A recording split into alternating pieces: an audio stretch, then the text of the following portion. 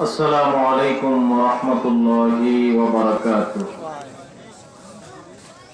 نحمده ونستعينه ونستغفره ونؤمن به ونتوكل عليه ونعوذ بالله من شرور أنفسنا ومن سيئات أعمالنا. من يهد الله فلا مضل له ومن يضلله فلا هادي له. ونشهد أن لا إله إلا الله وحده لا شريك له. ونشهد أن سيدنا وسندنا وحبيبنا وحبيب ربنا وطبيبنا وطبيب قلوبنا ومولانا وأولانا محمد صلى الله تعالى عليه وعلى آله وأصحابه وبارك وسلم. الذي أرسله الله إلى كافة الناس بشيرا ونذيرا وداعيا إلى الله بإذنه وسراجا وقمرا منيرا.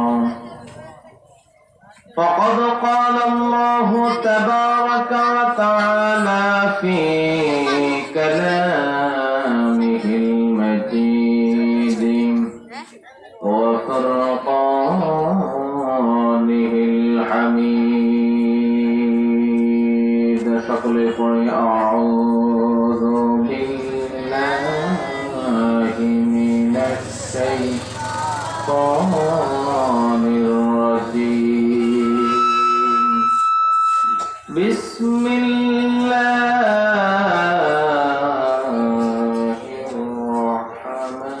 الرحمن الرحيم. ومن آياته أن خلق لكم من أنفسكم أزواجا لتسكنوا إليها وجعل بينكم مودة ورحمة.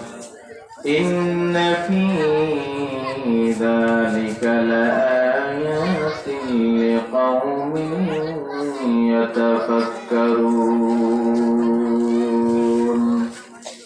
صدق الله مولانا العظيم. وقال رسول الله صلى الله عليه وسلم: ما استفاد المؤمن بعد تقوى الله تعالى من زوجة صالحة إن أمرها أطاعته وإن نظر إليها سرته وإن أقسم عليها أبرته وإن غاب عنها حفظت عن نفسها وماله.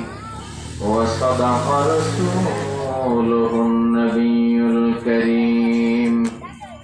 ونحن على ذلك لمن الشاهدين والشاكرين والحمد لله رب العالمين.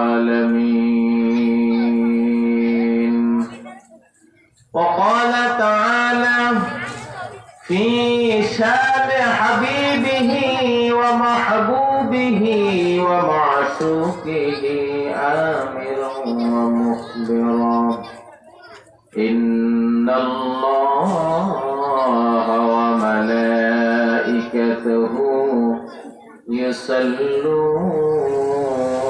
على النبي يا أيها الذين آمنوا صلوا عليه وسلموا تسليما شكل جرشر قرآن كل پڑھے اللهم صل على سيدنا مولانا محمد وعلى آل سيدنا مولانا محمد بلغ العلا بكماله كشف الدجى بجماله حسنت جميع خصاله صلوا عليه وآله जो न थे खुदा राह पर गैरों की हादी बन गए क्या नजर थे जिसने मुर्दा को मसीहा कर दिया बलगल उला बिकमालिही कशफत दुजा बिजमालिही हसनत जमीअ खिसालिही सल्लु अलैहि वालिही बने मेरा मस्कन हवाले काबा बने मेरा मदफन दियारे मदीना बलगल उला बिकमालिही कशफत दुजा बिजमालिही हसनत जमीअ खिसालिही सल्लु अलैहि वालिही ला इलाहा इल्लल्लाह सल्लल्लाहु अलैहि वसल्लम सल्लल्लाहु अलैहि वसल्लम বাইতুল আলাহি জামে মসজিদ ও যুব সমাজের উদ্যোগে আয়োজিত আজকের এই তাফসীরুল কোরআন মাহফিলের সম্মানিত সভাপতি সাহেব, দূর দূরান্ত থেকে আগত মুআজ্জাজ মুকাররম হযরত উলামায়ে কেরাম, সম্মুখপানে উপস্থিত আমার বুড়া বাবারা, জওয়ান ভাইয়েরা, পর্দার আলে অবস্থানরত পর্দানিশীন মা ও বোনেরা, সর্বপ্রথম সেই মহান রব্বুল আলামিনের দরবারে অসংখ্য অগণিত কৃতজ্ঞতা জ্ঞাপন করছি যে আল্লাহ জাল্লা শানুহু ওয়া নওয়ালুহু আমাদের মতো কিছু সংখ্যক দিনদরদি মুসলমান ভাইদেরকে আল্লাহ পাক রব্বুল আলামিন অত্যন্ত দয়া করে, মায়া করে, মহব্বত করে রহমতি বরকতি জান্নাতের বাগানে আসার এবং বসার তৌফিক দান করেছেন। সেজন্য আমরা সকলেই স্বতঃস্ফূর্তভাবে অন্তরের মণিকোঠা থেকে গভীর আবেগার ভালোবাসা নিয়ে কালিমাত শুকর আদায় করছি আলহামদুলিল্লাহ। আওয়াজটা কিন্তু যে পরিমাণ উপস্থিতি, আওয়াজটা সেই পরিমাণ আসে নাই। এই জন্য আমরা সকলেই স্বতঃস্ফূর্তভাবে চিৎকার করে বলি আলহামদুলিল্লাহ। আসরের পর থেকে অত্যন্ত নিয়মতান্ত্রিক ভাবে অদ্যাবধি এখন পর্যন্ত হযরত উলামায়ে কেরাম আলোচনা করে আসছেন। আমরা যারা আলোচনা আসরের পর থেকে শুনেছি, শোনার তৌফিক হয়েছে, আমরা কি খুশি না বেজার? কারা কারা খুশি হাত তোলেন দেখি, নারায়ে তাকবীর। হাত নামান। আল্লাহ সবাইকে কবুল করুন, সকলে বলে আমিন। এবং আমরা সকলে ইনশাআল্লাহ নিয়ত করব ইন্তেহায়ে মাহফিলের শেষ আখির মুনাজাত করে ইনশাআল্লাহ এই ময়দান ছাড়বো। ঠিক আছে না ইনশাআল্লাহ? কারা কারা তৈয়ার দিয়ে হাত তুলে দেখান। আল্লাহ সবাইকে কবুল করেন, সকলে বলে আমিন। আমরা যারা এই রহমতের সামিয়াতে আসছি, রহমতের সামিয়াতে বসে পড়ছি, আল্লাহ পাকের রহমতের বৃষ্টি আমাদের উপর বর্ষণ হচ্ছে। কি বলেন, ঠিক না ঠিক? আজকে অত্যন্ত নাজুক পরিবেশ। সারা পৃথিবীর যেদিকে কর্ণপাত করি, যেদিকে যে রাষ্ট্রের কথা আমরা শুনতে যাই, জানতে যাই, সেখান থেকে দুঃসংবাদ আসে, সুসংবাদ আসে না। করোনা ভাইরাস নামে মহামারী সারা পৃথিবীর সব রাষ্ট্রপতিদেরকে কথা জানিয়ে দিয়েছেন যে আমি আল্লাহর কাছে তোমাদের প্রত্যাবর্তন করা ছাড়া, তোমাদের ফিরে আসা ছাড়া কোনো উপায় নাই। ঠিক না ঠিক? ইটালির মতো রাষ্ট্রপ্রধান, ইউরোপ কান্ট্রিগুলার মতো রাষ্ট্রপ্রধান, যারা পরিশেষে কথা বলতে বাধ্য হয়েছে যে আমাদের সব ধরনের চেষ্টা শেষ, এখন একমাত্র আল্লাহর দিকে দাবিতে হওয়া ছাড়া আমাদের আর কোনো উপায় নাই। কি বলেন, ঠিক না ঠিক? আল্লাহ পাক রব্বুল আলামিন করোনা ভাইরাস নামে মহামারীর মাধ্যমে গোটা পৃথিবীর সকল মানব জাতিকে এই কথা বুঝিয়ে দিলেন যে কিয়ামতের অবস্থা কেমন হবে এই দুনিয়াতে একটু পর্যবেক্ষণ করো। ঠিক না ঠিক? আমরা তো কিয়ামতকে বিশ্বাস করতে রাজি না। এক সম্প্রদায় আছে তারা কিয়ামতকে মানে না। বিশ্বনবী জনাব রাসূলুল্লাহ সাল্লাল্লাহু আলাইহি ওয়াসাল্লামের যুগে তৎকালীন কুফারে মক্কা, মক্কার কাফের যারা ছিলেন, তারা পুনরুত্থানকে অস্বীকার করত। আল্লাহ পাক কোরআন শরীফের অসংখ্য জায়গায় পুনরুত্থানকে সাব্যস্ত করার জন্য, বুঝিয়ে দেওয়ার জন্য মক্কার কাফেরদেরকে বহু লাইনে বহু ধরনের মিসাল আর দৃষ্টান্ত দিয়ে তাদেরকে বুঝাইছেন যে পুনরুত্থান, প্রত্যেকটি মানুষকে আবার একটি ময়দানে একাকার হতে হবে, একত্রিত হতে হবে, তার বিকল্প নাই, বুঝিয়ে দিয়েছে। ময়দানে হাসরের অবস্থা কেমন হবে তার একটি এক্সাম্পল, উদাহরণ আল্লাহ পাক রব্বুল আলামিন এই করোনা মহামারীর মাধ্যমে গোটা পৃথিবীর মানুষকে জানাই দিয়েছেন, দেখাই দিয়েছেন। ঠিক না ঠিক? স্বামী মারা যায়, স্ত্রী কাছে আসতে রাজি নাই, স্ত্রী স্পর্শ করতে রাজি নাই। বাবা মারা যায়, সন্তান কাছে আসতে রাজি নাই। ছেলে মারা যায়, বাবা কাছে আসতে রাজি নাই, কেউ ধরতে রাজি নাই। ও মুসলমান বান্দার, কিয়ামতের কঠিন ভয়াবহ পরিস্থিতি কেমন হবে আল্লাহ পাক রব্বুল আলামিন এই করোনা মহামারীর মাধ্যমে গোটা পৃথিবীর মানুষকে দেখাই দিলেন। ও দুনিয়ার মানুষ, আজকে তুমি জীবন্ত অবস্থায় তুমি তোমার বাবা করোনার আক্রান্ত, করোনা মহামারীতে আক্রান্ত, তুমি তোমার বাবার কাছে যাও না, তুমি তোমার বাবাকে অস্বীকার করছো। বাবা সন্তানকে অস্বীকার করে, সন্তান করোনা রোগে আক্রান্ত, বাবা পাশে যেতে রাজি না। স্ত্রী নিজের অর্ধাঙ্গিনী, জীবন সঙ্গিনী, যাকে না হলে এক মুহূর্ত সময় চলে না, যাকে না হলে এক মুহূর্ত আমার সময় কাটে না, এমন একজন জীবন সঙ্গিনী স্ত্রী, যে সব সময় স্বামীর মনে দুঃখের সঙ্গী, সুখের সঙ্গী, এমন একজন জীবন সঙ্গিনী স্ত্রী পর্যন্ত স্বামীর কাছে যেতে রাজি না। স্বামী করোনা রোগে আক্রান্ত, বাড়িতে ফিরছে, স্বামীর আগমনের কথা শুনে পিছনের দরজা দিয়ে পালায়। বাবা বাড়িতে আসতেছে করোনা রোগ নিয়ে, দরজা লক করে দেওয়া হচ্ছে, বাবা যাতে ঘরে ঢুকতে না পারে। আমাদের পার্শ্ববর্তী ফেনী এলাকার, যেটা আপনারা অনেকে শুনেছেন, শাহাবুদ্দিন নামে একটা লোক করোনা মহামারীতে আক্রান্ত। একজন শ্রমিক, পেট্রোল পাম্পে চাকরি করে। বাবা করোনা রোগে আক্রান্ত হয়েছে, সন্তান শুনতে পেরেছে। স্বামী করোনা রোগে আক্রান্ত, স্ত্রী জানতে পেরেছে। এই শাহাবুদ্দিন নামী লোকটা বাড়িতে ফিরে আসার পর যখন তার কামরার মধ্যে রুমে ঢুকলো, বাহির থেকে তালা বন্ধ করে তাকে আর বের হতে দেয় নাই। এই লোকটা নিজের জীবন বিলিয়ে দিলেন ভিতরে, না খাইয়া না পাইয়া কোনো কিছুই খাইতে পারলেন না, পান করতে পারলেন না, পাশে তার ছেলেকেও পাইলেন না, পাশে তার মেয়েকেও পাইলেন না, পাশে তার বিবিকেও পাইলেন না। যাদের জন্য এত সুন্দর বিল্ডিং করলেন, যাদের জন্য এত সুন্দর সংসার করলেন, যাদের জন্য এত সুন্দর সংসার সাজিয়ে দিলেন, যাদের জন্য নিজের রক্তগামা পয়সার মাধ্যমে সংসার সাজাইলেন, আজকে ওই সকল সন্তান সন্ততি, স্ত্রী, মা বাবা কেউ শাহাবুদ্দিনের পাশে নাই। সবাই শাহাবুদ্দিনকে ছেড়ে চলে গেল। একলা একটা জীর্ণ কুঠির মধ্যে ঢুকাই দিয়া বাহির দিয়ে তালা ডাকাই দিল। ও মুসলমান ইমানদার, শাহাবুদ্দিন চটপট করতে করতে ওই জায়গার মধ্যে সে মারা গেল।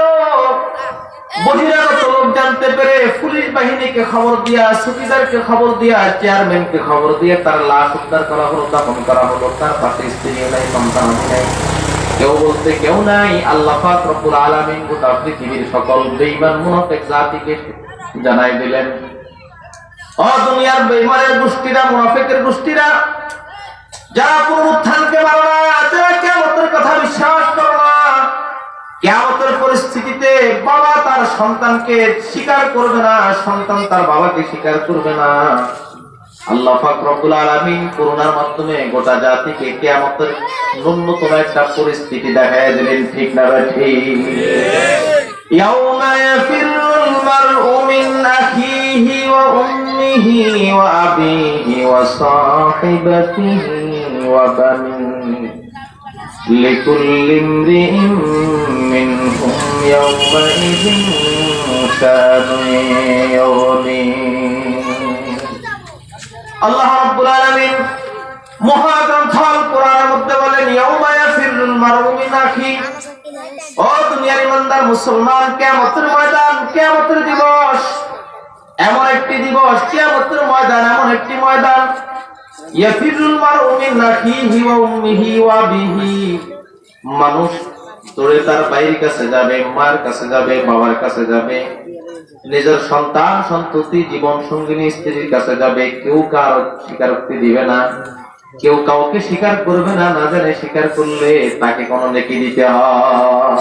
ঠিক না ঠিক? এই জন্য মুসলমান বলতে চেয়েছিলাম, অত্যন্ত করুণ পরিস্থিতি, নাজুক পরিস্থিতি, এই করোনা মহামারী এখনো কিন্তু আমাদের দেশ থেকে পলায়ন করা নাই, সমূলে নিঃশেষ হয় নাই। বিশ্বের বিভিন্ন প্রান্তে এখনো শোনা যায় হাজার হাজার লোক আক্রান্ত হচ্ছে।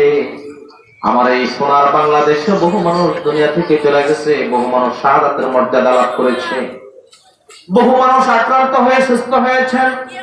আমরা অনেকে সুস্থ হয়েছি। আল্লাহর কাছে দোয়া করবো, আল্লাহ মৃত্যু পর্যন্ত এই অসীম আরোগকে আমাদের সবাই এসে অসীম আরোগ থেকে আমাদের সবাইকে হেফাজত করুন, সকলে বলে আমিন। এই জন্য আমাদের খুশি হলে চলবে না, আল্লাহর দিকে মুতাওয়াজ্জিহ হতে হবে, আল্লাহর কাছে দোয়া করতে হবে, আল্লাহ আমরা গরিব মানুষ, আমাদের রাষ্ট্র গরিব, আমাদেরকে তুমি এই অসহায় লোকদেরকে তুমি সহায় হইয়া এই গজব আর মহামারী থেকে আমাদের সকলকে হেফাজত করো, সকলে বলি আমিন। এখন আমাদেরকে নির্বিঘ্নে নির্ভয়ে চলার টাইম আসে নাই, এখন আমাদেরকে সচেতন হতে হবে। স্বাস্থ্য অধিদপ্তর থেকে যে সকল নিয়ম কানুন গুলা বলে দেওয়া হচ্ছে, এগুলো আমাদের মেনে চলা দরকার আছে না নাই? এগুলো আমাদের সুস্থতার জন্য, এগুলো আমাদের বেঁচে থাকার জন্য, এই জন্য এগুলো আমরা মেনে চলবো। যাই হোক, আসরের পর থেকে এই পর্যন্ত আমরা লম্বা টাইম আলোচনা শুনেছি। আল্লাহ পাকের দরবার দোয়া করব, আল্লাহ যা কিছু শুনতে পেরেছি আমল করার তৌফিক দান করো, সকলে বলে আমিন। একটা কথাও যদি আমি আমল করতে পারি তাহলে আমার নাজাতের ব্যবস্থা হয়ে যেতে পারে। ঠিক না ভাই? ঠিক। বলতে চেয়েছিলাম মুসলমান ইমানদার, রবিউল আউয়াল মাস আমাদের থেকে বিদায় নিল। বেশি দিন হয় নাই, মাত্র ৩-৪ দিন হয়েছে রবিউল আউয়াল মাস আমাদের থেকে বিদায় নিল। এই রবিউল আউয়াল মাস অত্যন্ত দামি মাস, কিয়ামতি মাস। এই মাসে আল্লাহ পাক রব্বুল আলামিন দু জাহানের সরদার বিশ্বনবী মুহাম্মদুর রাসূলুল্লাহ সাল্লাল্লাহু আলাইহি ওয়াসাল্লামকে গোটা পৃথিবীর সকল মানব জাতির জন্য রহমত হিসেবে পাঠাইছে। সুবহানাল্লাহ। ও মুসলমান ইমানদার, আল্লাহর পয়গম্বর বিশ্বনবী জনাব রাসূলুল্লাহ সাল্লাল্লাহু আলাইহি ওয়াসাল্লাম তিনি যদি দুনিয়াতে আগমন না করতেন, আল্লাহর হাবিবের আবির্ভাব যদি না ঘটতো, আল্লাহর হাবিবের সৃষ্টি যদি না হতো, আল্লাহর হাবিব যদি দুনিয়াতে না আসতেন, আল্লাহ পাক এত সুন্দর পৃথিবী দুনিয়া বানাইতেন না, আসমান সৃষ্টি করতেন না, জমিন সৃষ্টি করতেন না। এত সুন্দর আসমান জমিন সব কিছুকে সাজাইছেন, তার মূল কারণ হলো দু জাহানের সরদার মুহাম্মদুর রাসূলুল্লাহ সাল্লাল্লাহু আলাইহি ওয়াসাল্লামকে সৃষ্টি করা। ঠিক না ঠিক? ও মুসলমান ইমানদার, আল্লাহর হাবিব জনাব রাসূলুল্লাহ সাল্লাল্লাহু আলাইহি ওয়াসাল্লাম মানুষ ছিলেন, তবে আমাদের মতো সাধারণ মানুষ না, তিনি মহামানব ছিলেন, ঠিক না ঠিক?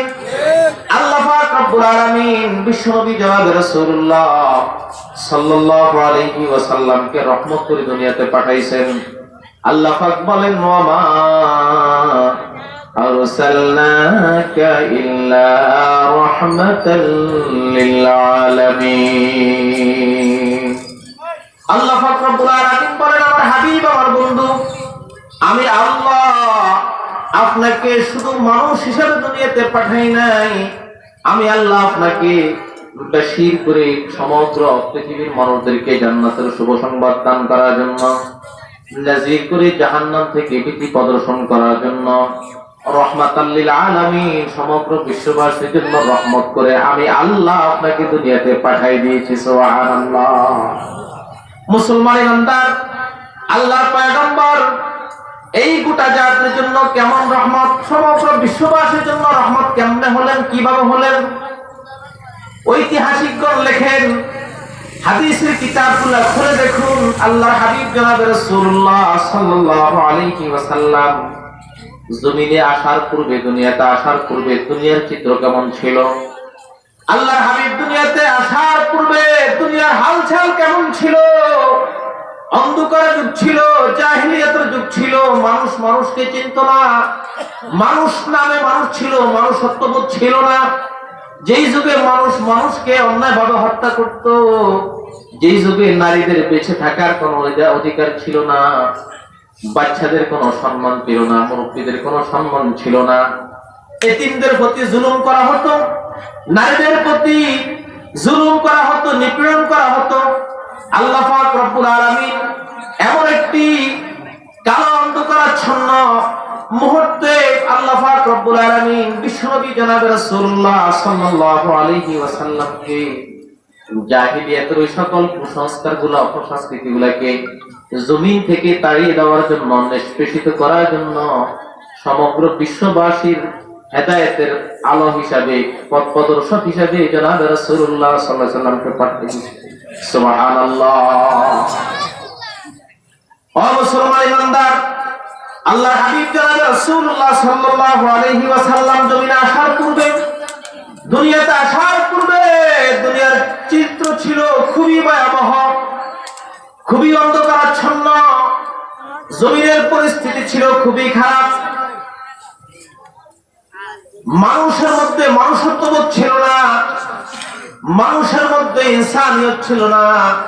একজন মানুষ যদি শুধু মানুষ নামে হয়, আসলে তার মধ্যে যদি কোনো মানুষত্ববোধ না থাকে, তাহলে এই মানুষের কোনো দাম নাই, ঠিক না ঠিক?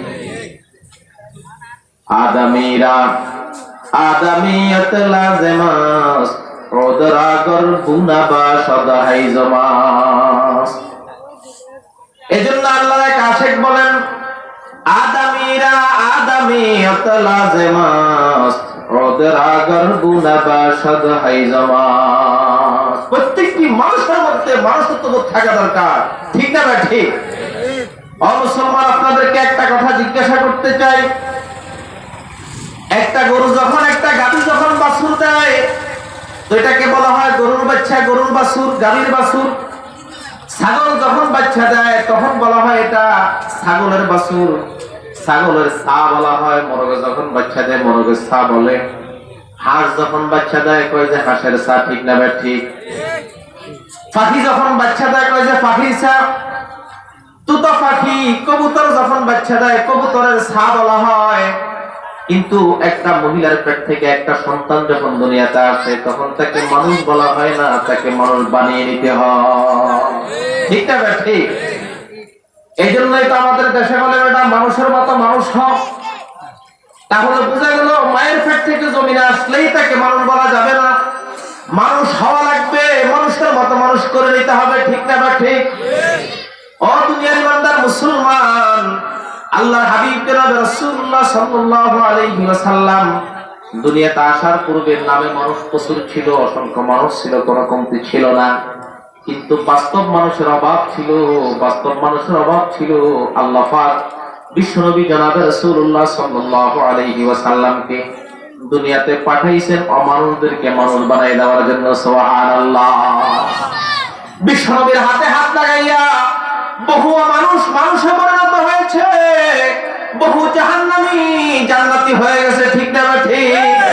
আল্লাহর হাবিব জনাব রাসূলুল্লাহ সাল্লাল্লাহু আলাইহি ওয়াসাল্লামের হাতে হাত লাগাইয়া যে উমর জাহান্নামী ছিল, যে উমর একটু আগে জাহান্নামী ছিল, তার নাম জাহান্নামের খাতার মধ্যে লিপিবদ্ধ ছিল। আল্লাহর পয়গম্বর বিশ্বনবী জনাব রাসূলুল্লাহ সাল্লাল্লাহু আলাইহি ওয়াসাল্লাম উমরের প্রতি যখন নজর দিলেন, আল্লাহ উমরের হালত পরিবর্তন করে দিলেন। কয় যে ইয়া রাসূলুল্লাহ, আর দেরি নয়, আমাকে পড়িয়ে দেন লা ইলাহা ইল্লাল্লাহু মুহাম্মাদুর রাসূলুল্লাহ। আল্লাহর হাবিবের হাতে হাত লাগাইয়া একটু আগে যে ওমর জাহান্নামে ছিল, বিশ্বনবীর পরশ পাইয়া, বিশ্বনবীর সংস্রবে আসিয়া ওই নবী এখন ওই ওমর জান্নাতি হয়ে গেলেন। শুধু জান্নাতি না, আল্লাহ পাক রব্বুল আলামিন হযরত ওমরকে জান্নাতি হিসেবে, ওমর জান্নাত দুনিয়ার জমিনে ঘুরেফেরা করেন, চলাফেরা করেন, কিন্তু তার নাম লিখে দেওয়া হয়েছে জান্নাতীদের তালিকার মধ্যে। সুবহানাল্লাহ। তো বলতে চেয়েছিলাম, আল্লাহর হাবিব জনাব রাসূলুল্লাহ সাল্লাল্লাহু আলাইহি ওয়াসাল্লাম সমগ্র বিশ্ববাসীর জন্য রহমত হিসেবে দুনিয়াতে আগমন করেছেন। এবার প্রশ্ন করতে পারেন, হুজুর আল্লাহর পয়গম্বর কিভাবে আমাদের জন্য রহমত হলো? একটা একটা করে আমি আপনাদেরকে বর্ণনা দিচ্ছি, খুব খেয়াল করে কথাগুলো শুনেন। আল্লাহর হাবিব জনাব রাসূলুল্লাহ সাল্লাল্লাহু আলাইহি ওয়াসাল্লাম এই জমানার উম্মতের জন্য, গোটা জাতির জন্য আল্লাহর হাবিব রহমত। আল্লাহর হাবিব দুনিয়াতে আসার পূর্ববর্তী যত উম্মত ছিল, তারা যদি কোনো নাফরমানি করত, তারা যদি কোনো অপরাধ করত, গুনাহ করত, সেই অপরাধ আর গুনাহের কারণে আল্লাহ তাদেরকে দুনিয়াতে শাস্তি দিতেন। অনেকের পরিস্থিতি এমন ছিল, নাফরমানি করছে তো আল্লাহ তার চেহারাকে শুকরের চেহারায় পরিবর্তন করে দিয়েছে। আবার অনেকের অবস্থা এমন ছিল, নাফরমানি করেছে তো আল্লাহ তাকে বান্দর বানায়া দিয়েছে। দাউদ আলাইহিস সালাতু ওয়াস সালামের যুগে আল্লাহ পাক রব্বুল আলামিন দাউদ আলাইহিস সালাতু ওয়াস সালামকে এত সুললিত কণ্ঠ দান করেছেন, মানুষের মধ্যে সবচেয়ে সুন্দর কণ্ঠের অধিকারী ছিল আল্লাহর পয়গম্বর দাউদ আলাইহিস সালাতু ওয়াস সালাম। আর ফেরেশতার মধ্যে সবচেয়ে সুন্দর কণ্ঠের অধিকারী হলো হযরত মিকাইল আলাইহিস সালাতু ওয়াস সালাম। দাউদ পয়গম্বর যখন কিতাব তেলাওয়াত করতেন, কোরআন তেলাওয়াত করতেন, সমুদ্রের মৎস্যগুলা সমুদ্রের পাশে এসে দাঁড়িয়ে যেত। আল্লাহ পাক রব্বুল আলামিন তাদের প্রতি 144 জারি করলেন, ও দাউদের সম্প্রদায়, খবরদার, এই সমুদ্রের মৎস্যগুলা আমার পয়গম্বর দাউদের জবানের তেলাওয়াত শোনার জন্য আসে, খবরদার তোমরা কেউ এই মৎস্যগুলাকে শিকার করতে পারবে না। আল্লাহ পাক রব্বুল আলামিন তাদের প্রতি নিষেধাজ্ঞা জারি করে দিলেন, শনিবার মাছ শিকার করা নিষেধ। কিন্তু এই নাফরমান জাতি, এই নাফরমান সম্প্রদায় আল্লাহ পাক রব্বুল আলামিনের এই হুকুম অমান্য করলেন, আল্লাহ পাকের আইন লঙ্ঘন করলেন, আল্লাহর নাফরমানির মধ্যে তারা জড়িত হয়ে গেলেন। তারা শনিবার মাছ ধরলো না, ঠিক আছে, কিন্তু মাছ যখন নদীর পাশে চলে আসলো, ওই সাইডে তারা একটা জাল পেতে রাখলো যাতে করে মাছগুলা যাইতে না পারে। আবার মুফাসসিরিনে কেরাম লেখেন, মৎস্যগুলা যখন নদীর পাড়ে চলে আসলো, তো তারা নদীর সাথে সংযোগ করে পাশে একটা খাদা করে ফেললো যাতে করে মাছগুলা কর্ত হইয়া সেখানে লুকিয়ে যায়। মুসলমান ইমানদার, আল্লাহ পাক রব্বুল আলামিন তাদেরকে নিষেধ করেছেন, ও দাউদের সম্প্রদায়, খবরদার, মৎস্য শিকার করা যাবে না। এই লোকগুলা যদি নাকি সরাসরি মাছ শিকার করে নাই, কিন্তু মাছ শিকার করার জন্য একটা অপকৌশল করেছে, হিলা করেছে, আল্লাহ পাক রব্বুল আলামিন তাদের এই হিলাটাকে অপছন্দ করলেন, আল্লাহর কাছে পছন্দ হয় নাই।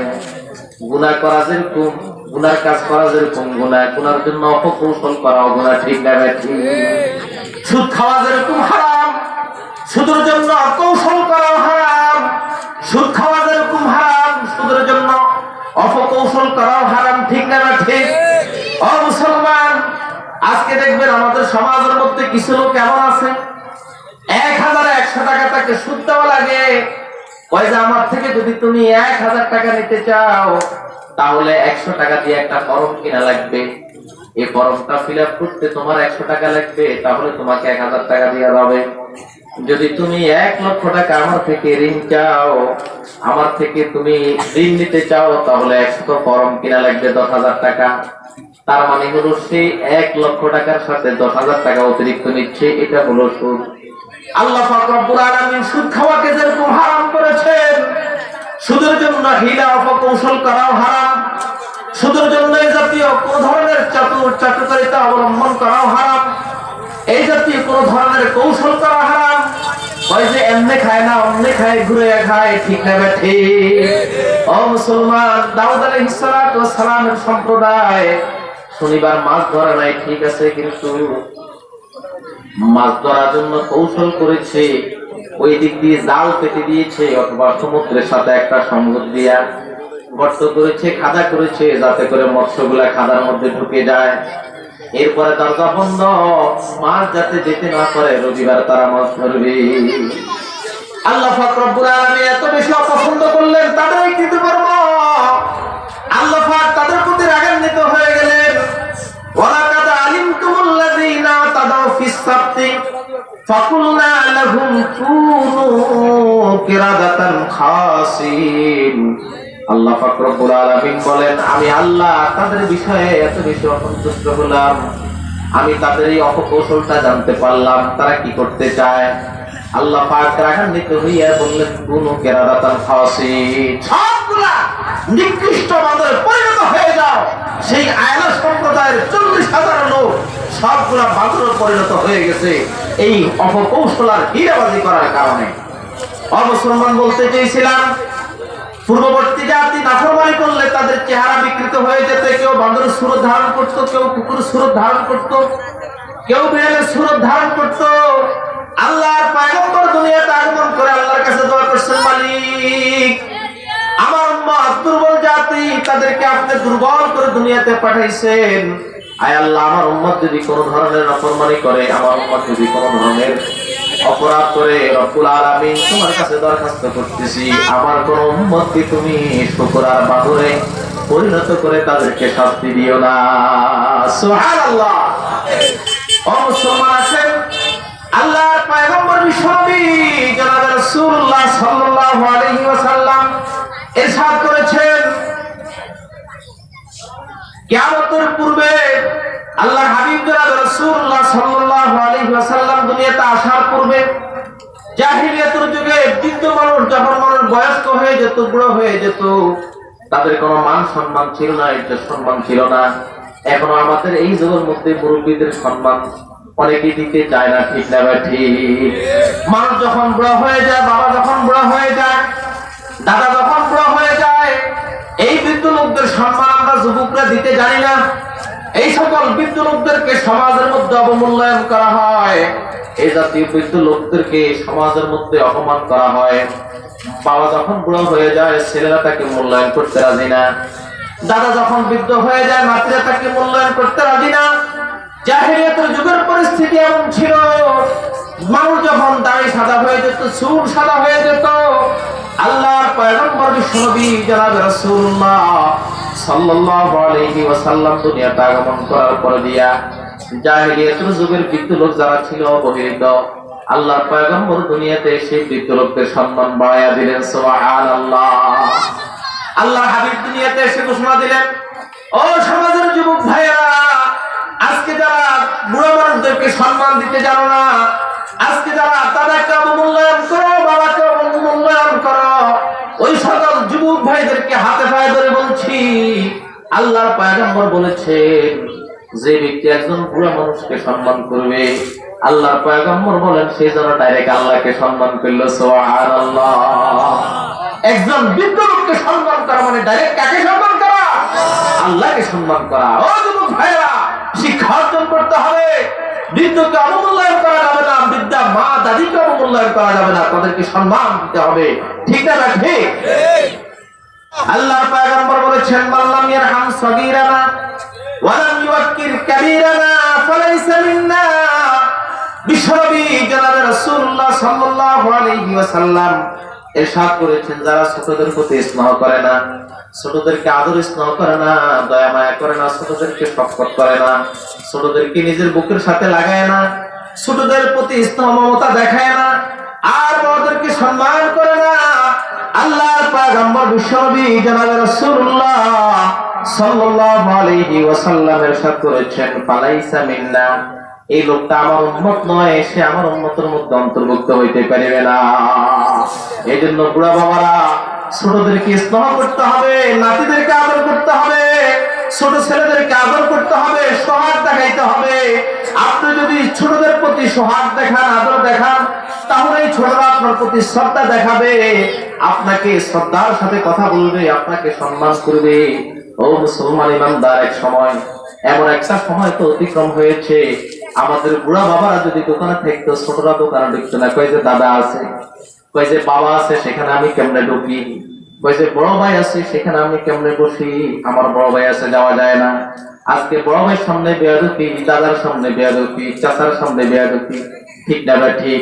ও যুবক ভাইরা, রাসূলুল্লাহর খাঁটি উম্মত হতে চাইলে, আল্লাহর পয়গম্বরের খাঁটি আশিক হতে চাইলে রাসূলুল্লাহর তরিকার বাইরে চলা যাবে না, রাসূলুল্লাহর নিয়ম নীতি মেনে চলতে হবে। আল্লাহর পয়গম্বর বলেছেন বড়দেরকে সম্মান করো, আল্লাহর পয়গম্বর বলেছেন ছোটদেরকে স্নেহ করো।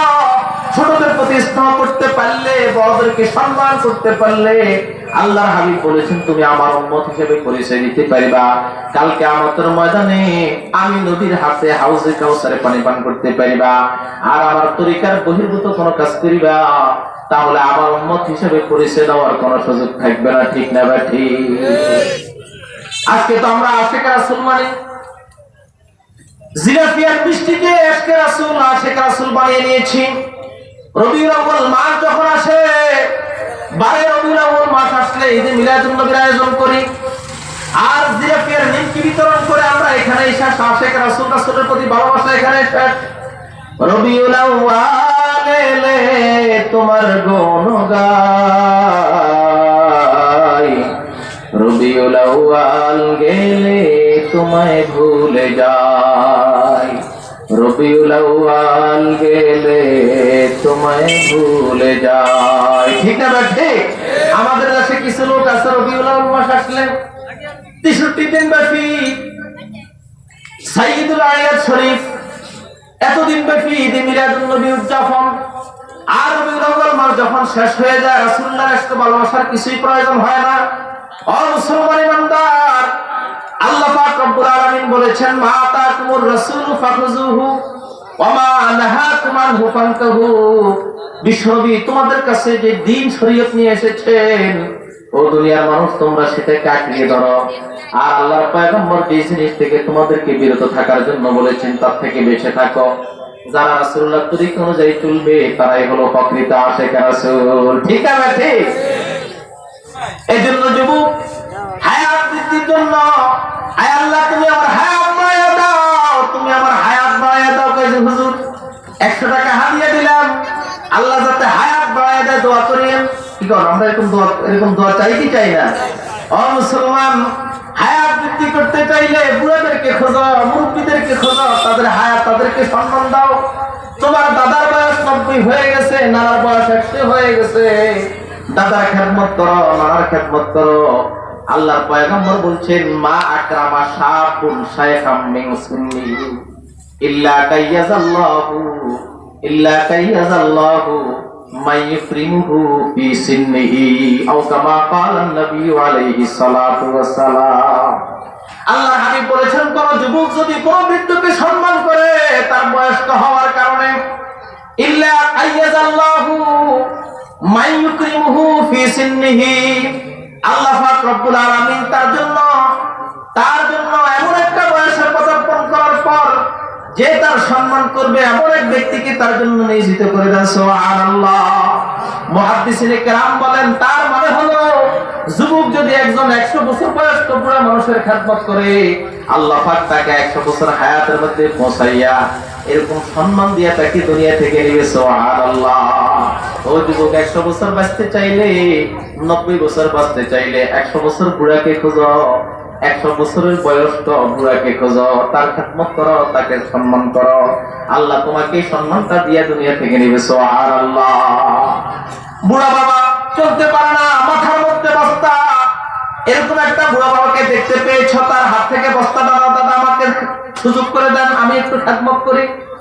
আপনি গাড়ির সিটের মধ্যে বসা আছেন, একটা বৃদ্ধ মানুষ, বুড়া মানুষ গাড়িতে উঠেছে, সিট পায় না, দাঁড়িয়ে আছে। তার বয়স 70 বছর 80 বছর, আপনি দাঁড়িয়ে যান, যুবক মানুষ, কোনো অসুবিধা নাই, দাঁড়াইবার মতো ক্ষমতা আপনার শরীরের মধ্যে আছে। এই বুড়ো লোকটাকে সম্মান করেন, সিটের মধ্যে বসাইয়া দেন।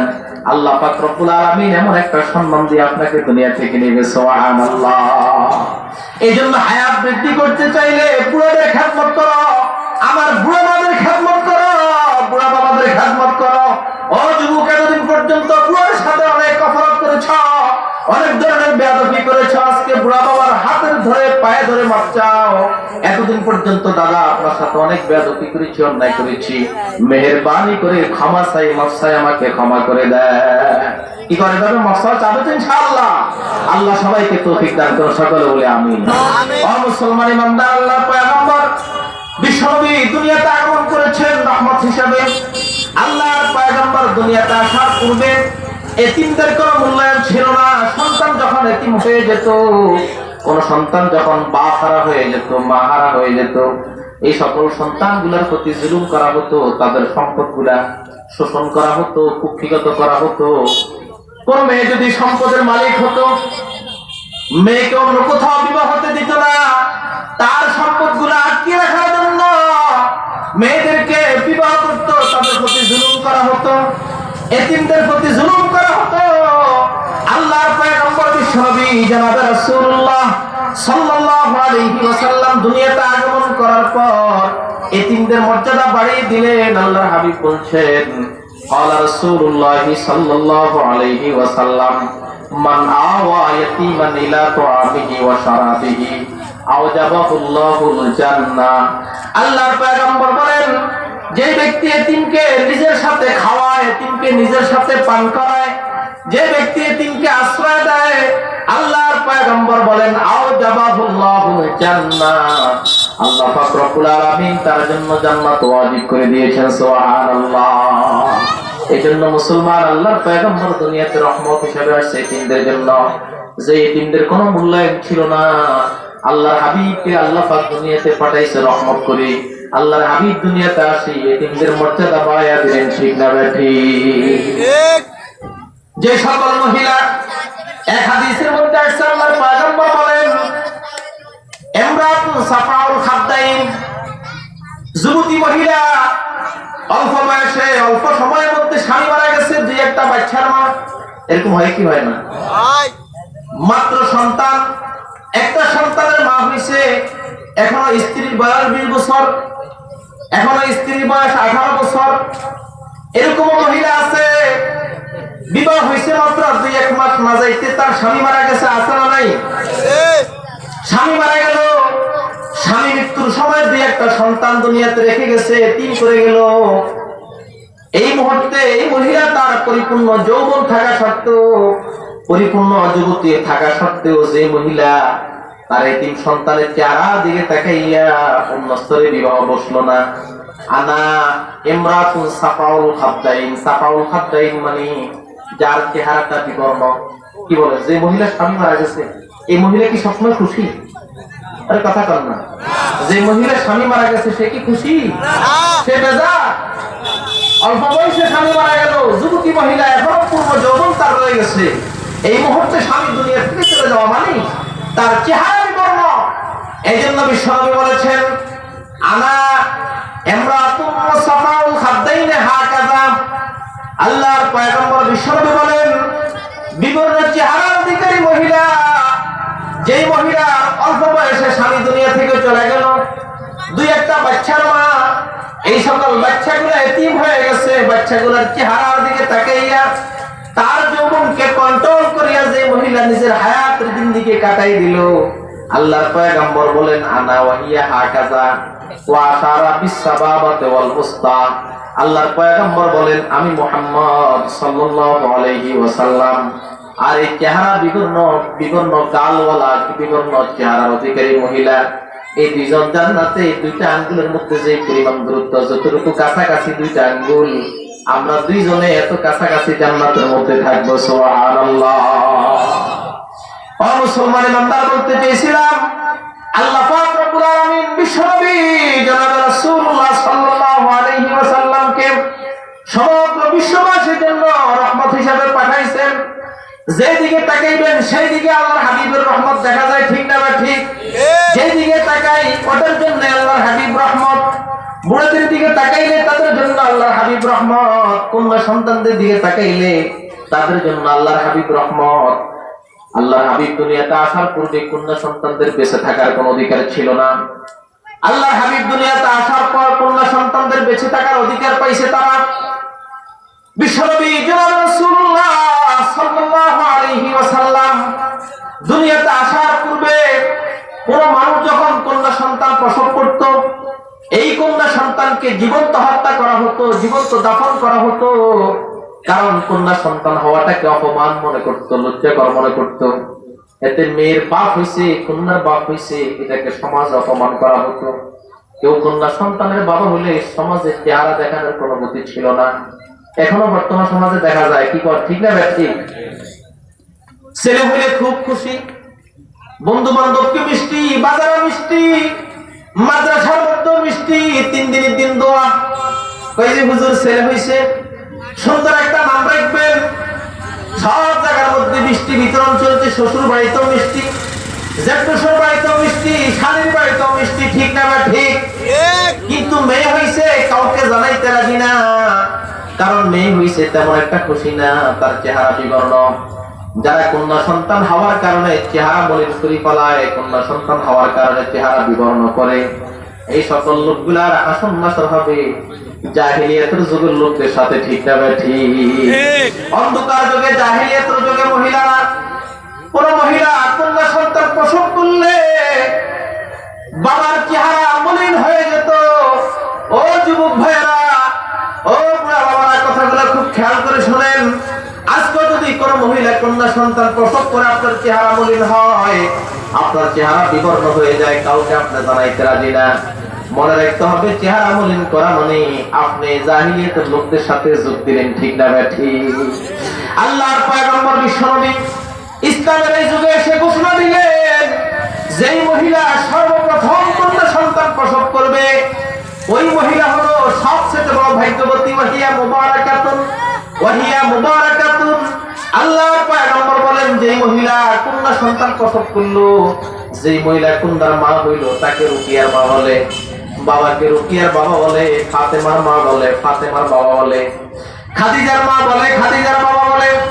যে মহিলা কন্যা সন্তানের মা হতে পেরেছে, যে মহিলা, যে বাবা সর্বপ্রথম কন্যা সন্তানের বাবা হয়েছে, এখন মেয়ের নামে বাবাকে ডাকে ফাতেমার বাবা, খাদিজার বাবা, কুলসুমের বাবা, ঠিক না ঠিক?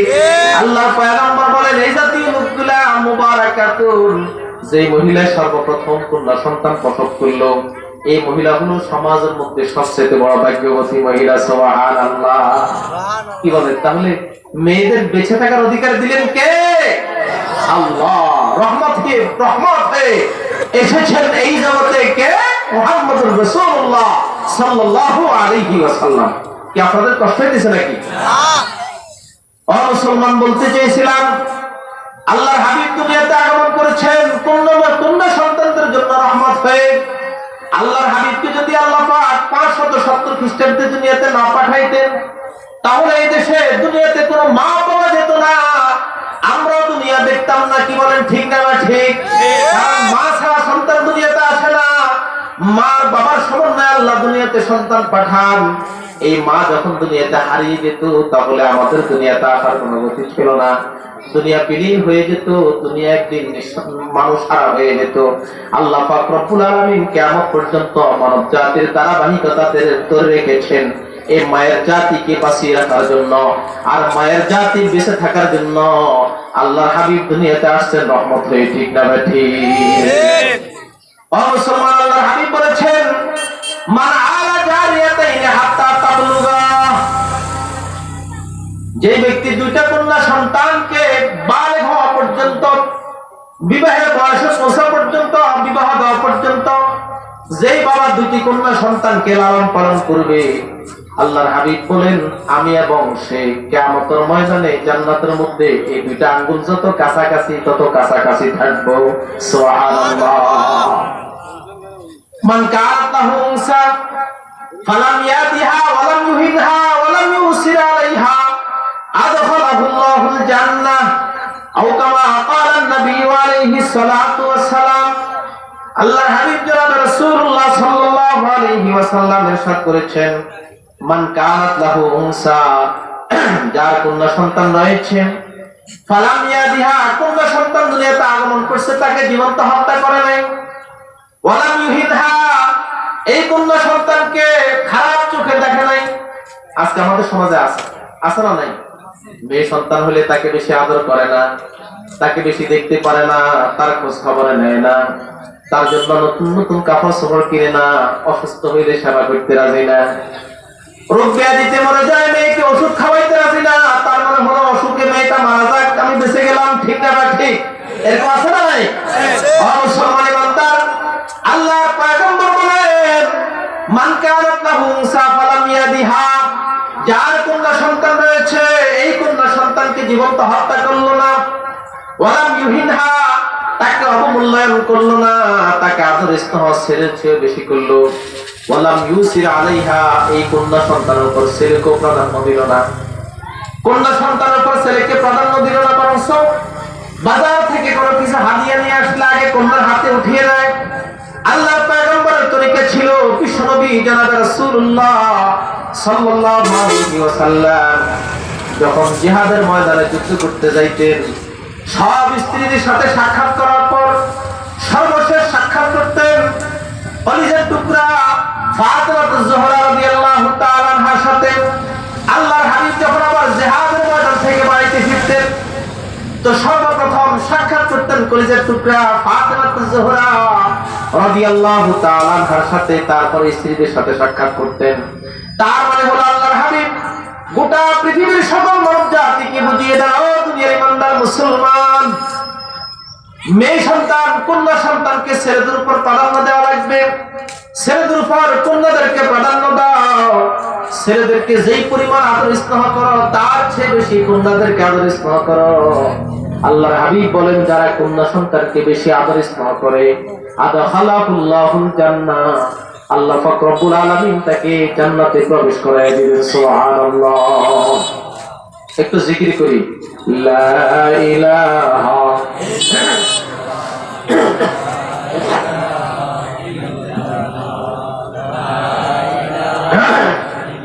লা ইলাহা ইল্লাল্লাহ, লা ইলাহা ইল্লাল্লাহ মুহাম্মাদুর রাসূলুল্লাহ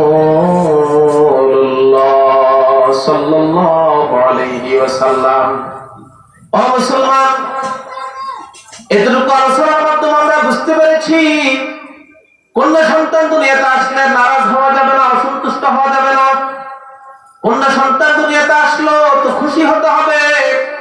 কন্যা সন্তান দুনিয়াতে আসছে, তার জন্য যদি নারাজ হয়ে যায়, কন্যা সন্তান মায়ের পেটে এখনো বিদ্যমান, তাকে ওষুধের মাধ্যমে মারি ফেললাম, ওষুধের মাধ্যমে তাকে হত্যা করে ফেললাম, জাহিলিয়াতের লোকদের মতো করুণ দশা হবে, তাদের সাথে হাসর নাসর হবে। সাহাবী দাহিয়া কালবি রাদিয়াল্লাহু তাআলা আনহু ঘটনা পড়ে দেখুন। দাহিয়া কালবি রাদিয়াল্লাহু তাআলা আনহু বিশ্বনবীর হাতে হাত লাগাইয়া ইসলাম কবুল করলেন, কালিমা পড়ে মুসলমান হলেন। দুই চোখ থেকে জার জার করে পানি পড়ছে। আল্লাহর পয়গম্বর দাহিয়া কালবিকে ডেকে বলছেন, ও দাহিয়া কালবি, কি ব্যাপার? এতদিন তুমি জাহান্নামী ছিলা, এখন তো আমি নবীর হাতে হাত লাগাইয়া মুসলমান হয়ে গেছে, এখন তো তুমি জান্নাতি, খুশির বিষয়, কেন কান্না করছো? দাহিয়া কালবি বলছেন, ইয়া রাসূলুল্লাহ, ইয়া হাবিবাল্লাহ, ওগো আল্লাহর পয়গম্বর, আমি যে কান্না করতেছি, কান্না করার কারণ মুসলমান হয়েছি, ইসলাম গ্রহণ করেছি, সন্তুষ্ট, খুশির বিষয়। ইয়া রাসূলুল্লাহ, ইয়া হাবিবাল্লাহ, আমার খুব বেশি কান্না আসতেছে। আমি ইসলাম কবুল করার পূর্বে অন্ধকার যুগে আমি আমার একটা কন্যা সন্তান, একটা সন্তান স্ত্রীর পেটে রেখে আমি সফরে গেলাম। দীর্ঘদিন পর সফর থেকে বাড়িতে ফিরে এসে ঘরের মধ্যে একটা ফুটফুটে সন্তান দেখলাম। এই সন্তানটা আমাকে আব্বু আব্বু বলে ডাকতে শুরু করলো। সন্তানের এত বেশি মায়া, মমতা, এত বেশি ভালোবাসা, এই মেয়ে আমাকে আব্বু বলে ডাক দেয়, আমার কলিজার মধ্যে লাগে। হয় বাবার কলিজার মধ্যে আঘাত লাগে, বাবার কাছে খুব ভালো লাগে। এই মেয়েটা আব্বু আব্বু বলে ডাকে। মেয়ে আব্বু বলে যখন আমাকে ডাকে, তার আব্বু শব্দ বলা আমাকে এত বেশি আকর্ষণ করে, আমি থামতে পারি না। আবার চিন্তা করি, সমাজের লোকগুলা যদি জানে দাহিয়া কলবির কন্যা সন্তান দুনিয়াতে আসছে, তাহলে সমাজের মানুষকে কেমনে মুখ দেখাবো? সমাজের মানুষকে মুখ দেখানোর কোনো রাস্তা নেই। এই পরিস্থিতিতে কি করব? পরিশেষে সিদ্ধান্ত নিলাম, স্ত্রী যেহেতু আছে, সন্তান দুনিয়াতে আসবে, সমাজের মানুষকে বাদ দিয়ে তো আমি চলতে পারি না। সুতরাং মেয়েকে হত্যা করা হোক, মেয়েকে হত্যা করা হোক, এমন একটি সিদ্ধান্ত উপনীত হলাম। স্ত্রীকে বললাম, প্রাণের স্ত্রী আমার, মেয়েটাকে সাজিয়ে গুছিয়ে দাও, তাকে নিয়ে তার নানার বাড়িতে বেড়াতে যাব। মেয়ের মা শুনে তো খুব খুশি হয়ে গেল, আমার স্বামী তো মেয়েটাকে বরণ করে নিল। দীর্ঘদিন পর্যন্ত যে টেনশন আমার কলমের মধ্যে ছিল, আলহামদুলিল্লাহ, স্বামী যখন আমার এই কন্যা সন্তানকে নিয়ে তার নানার বাড়িতে যেতে চায়, তাহলে বুঝা গেল আমার এই মেয়ের প্রতি বাবার কোনো আক্ষেপ নাই, তার বাবার কোনো ক্রোধ নাই। মেয়েটাকে সাজায় গোজায় দিল, কিন্তু এই দাহিয়া কলবি তার মনের মধ্যে তো হারামি রয়ে গেছে। হাতের মধ্যে কোদাল নিলেন, হাতের মধ্যে রশি নিলেন, এক হাতে মেয়েকে তুলে নিলেন। কোথায় নানার বাড়ি, কোথায় মামার বাড়ি, ওই পথটাকে বিচ্ছিন্ন করে দিয়া ভিন্ন পথ পাহাড়ের দিকে রওনা হয়ে গেল। কিছু দূর যাওয়ার পর যখন জঙ্গল চলে আসলো, পাহাড় চলে আসলো, মেয়েটাকে দাঁড় করাইয়া দাহিয়া কলবি রাদিয়াল্লাহু তাআলা আনহু কোদাল দিয়ে মাটি খনন করছে। মেয়েটা তার বাবার দেহের মধ্যে মাটি লাগে মুছে দেয়, বাবা এত কষ্ট কেন করছো? দাঁড়ির মধ্যে মাটি লাগে, দাঁড়ি মুছে দেয়। শরীর থেকে ঘাম বের হচ্ছে, নিজের নতুন জামা দিয়ে বাবার ঘাম গুলা মোছন করে দেয়। বাবা কষ্ট করছে, কিছুক্ষণ পর পর আব্বু আব্বু বলে ডাকছে, বাবা কেন তোমার এত কষ্ট, কেন তুমি এমন করছো, কি হচ্ছে, কেন করতেছো?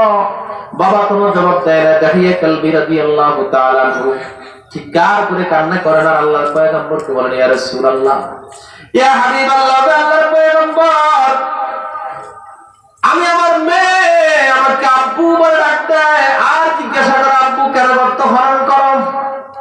মেয়ের কথাকে উপেক্ষা করে, মেয়ের কথা প্রতি কর্ণপাত না করে এই মেয়েটাকে আমি যখন গর্ত পরিমাণ মতো হয়ে গেল, এই গর্তের মধ্যে মেয়েটাকে ঢেলে দিলাম আর উপর থেকে মাটি চাপা দিতে শুরু করছি। গর্তের মধ্যে বাবা মেয়েটা চিৎকার করে বলছে, আব্বু আব্বু কেন এমন করছো, কি অপরাধ করেছি বাবা?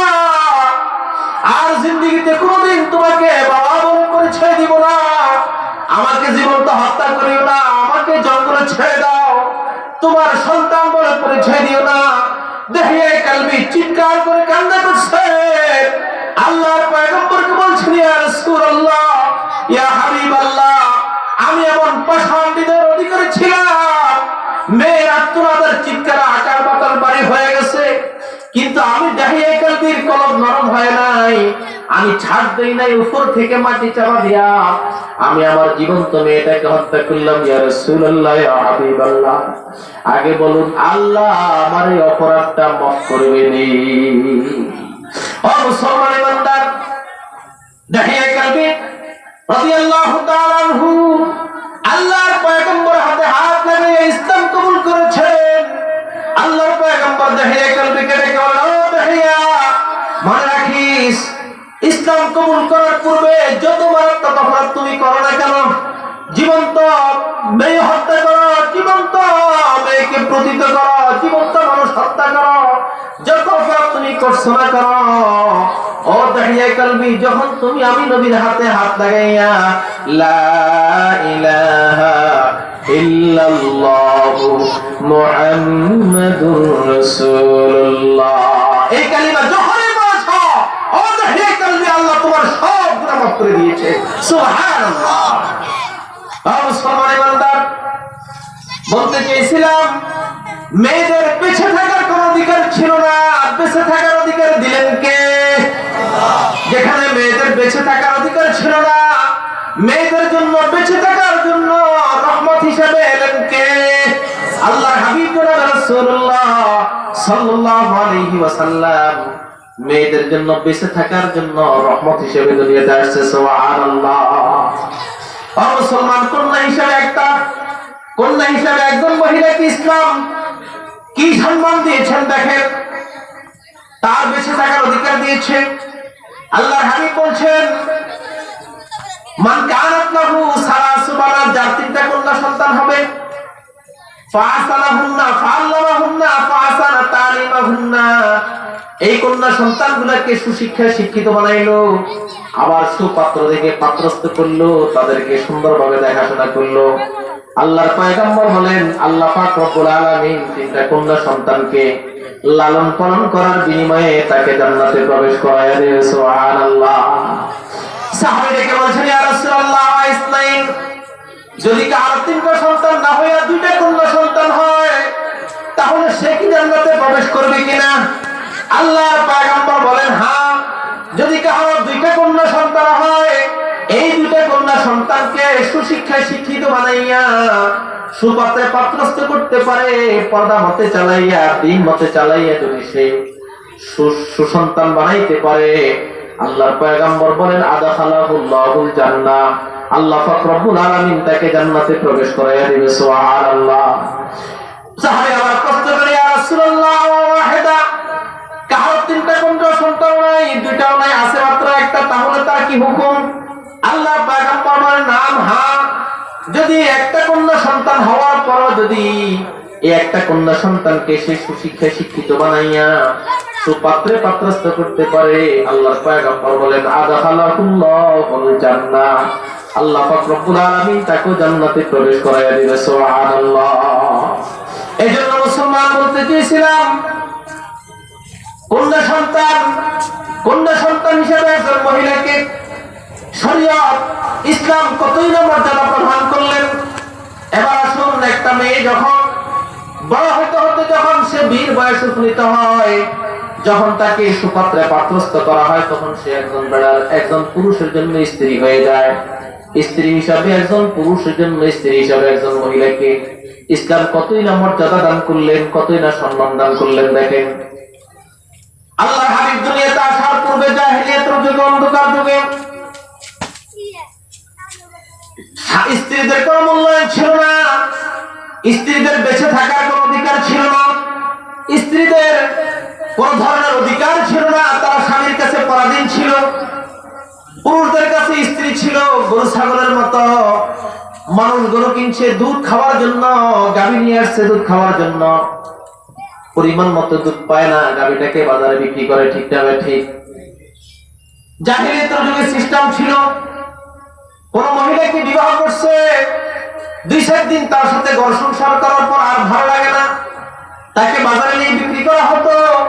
তার প্রতি স্বামীর অবিচার, তার প্রতি স্বামীর অবমূল্যায়ন।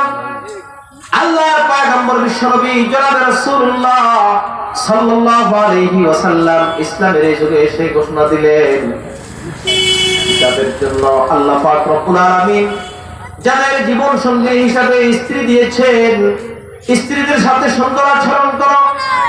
খিয়ারুকুম ফি আহলিহি, আল্লাহর হাবিব বলেন, দুনিয়ার স্বামীরা, তোমাদের মধ্যে শ্রেষ্ঠ ওই ব্যক্তি যে তার স্ত্রীর কাছে শ্রেষ্ঠ। স্ত্রী যে স্বামীর বিষয়ে ঘোষণা দিবে, আমার স্বামী খুবই ভালো মানুষ, এই লোকটা বাস্তবে ভালো মানুষ। স্ত্রী যদি সার্টিফিকেট দেয় আমার স্বামী ভালো, তাহলে বাস্তবে সে ভালো। স্ত্রী যদি সার্টিফিকেট দেয় আমার স্বামী খারাপ, তাহলে সে খারাপ। এজন্য আল্লাহর হাবিব জনাব রাসূলুল্লাহ সাল্লাল্লাহু আলাইহি ওয়াসাল্লাম বলেন, খিয়ারুকুম ফি আহলিহি, তোমাদের মধ্যে শ্রেষ্ঠ যে তার পরিবারের কাছে শ্রেষ্ঠ। ও মুসলমান, আজকে আমরা বিভিন্ন ধরনের সুরত অবলম্বন করি, বিভিন্ন ধরনের বেশভূষা অবলম্বন করি, মসজিদে গেলে হাতের মধ্যে তাসবিহ থাকে এবং সব ধরনের দ্বীনি ধর্মীয় কাজগুলো আমরা করি এবং বিভিন্ন ধরনের সামাজিক কাজগুলো আমরা করি, কিন্তু ঘরের মধ্যে গেলে স্ত্রীদের প্রতি জুলুম করি। কি বলেন, ঠিক না ঠিক? স্ত্রীদের প্রতি নির্যাতন করা হয়, স্ত্রীদের প্রতি অসম্মান প্রদর্শন করা হয়, স্ত্রীদের মধ্যে সমাজে স্ত্রীদের প্রতি তাদেরকে পরাধীন ভাবে রাখা হয়, তাদের স্বাধীনতা শরীয়ত সম্মত ভাবে তাদের স্বাধীনতা দেওয়া হয় না। এমন কিছু ফ্যামিলি আমাদের দেশে আছে না নাই? জাহেলিয়াতের যুগের চরিত্র ছিল, জাহিলিয়াতের যুগান্তর যুগে একজন স্ত্রীর কোনো স্বাধীনতা ছিল না। স্বামী তাকে পরাধীন করে রাখতো, স্বামী তাকে তার মন মতো তাকে পরিচালনা করত, স্ত্রীকে তার স্বাধীনভাবে চলার কোনো অধিকার তাকে দিত না। ও মুসলমান, আল্লাহর হাবিব বলে দিয়েছেন, খবরদার, খেয়ারুকুম ফি আহলিহি, তোমাদের মধ্যে সেই শ্রেষ্ঠ যে তার স্ত্রীর কাছে শ্রেষ্ঠ। স্ত্রী যাকে ভালো বলবে সেই ভালো, স্ত্রী যে স্বামীর বিষয়ে ভালো সার্টিফিকেট দিবে সেই ভালো, আর যে স্ত্রী স্বামীর বিপক্ষে মন্দ আর খারাপ হওয়ার সার্টিফিকেট দিবে সেই স্বামী আসলে খারাপ। কি বলেন, ঠিক না? ঠিক। কারণ একজন স্ত্রী তার স্বামীর সাথে যে পরিমাণ সময় দেয়, দুনিয়ার কোনো মানুষ এই পরিমাণ সময় তার সাথে দেয় না। এই জন্য তার বাহ্যিক এবং অভ্যন্তরীণ সব অবস্থা স্ত্রীর কাছে যেরকম স্পষ্ট, দুনিয়ার কোনো মানুষের কাছে এরকম স্পষ্ট না। কি বলেন, ঠিক না? ঠিক। আল্লাহ রাব্বুল আলামিন মহাগ্রন্থ আল কোরআনের মধ্যে বলেন, ওয়াশিরুহুন্না বিল মারুফ, ওয়াশিরুহুন্না বিল মারুফ। ও দুনিয়ার স্বামীরা, তোমরা যারা বিবাহ করেছ, তোমাদের জীবন সঙ্গী আছে, আল্লাহ পাক রব্বুল আলামিন বলে দিয়েছেন কোরআনের মধ্যে, আশিরুহুন্না বিল মারুফ, তোমরা তোমাদের স্ত্রীদের সাথে ন্যায়সঙ্গতভাবে জীবন যাপন করো, স্ত্রীদের সাথে সুন্দর আচরণ করো, স্ত্রীদের সাথে ভালোবাসা আদান প্রদান করো। আল্লাহ পাক রব্বুল আলামিন বাবা আদম আলাইহিস সালাতু ওয়াস সালামকে সৃষ্টি করেছেন।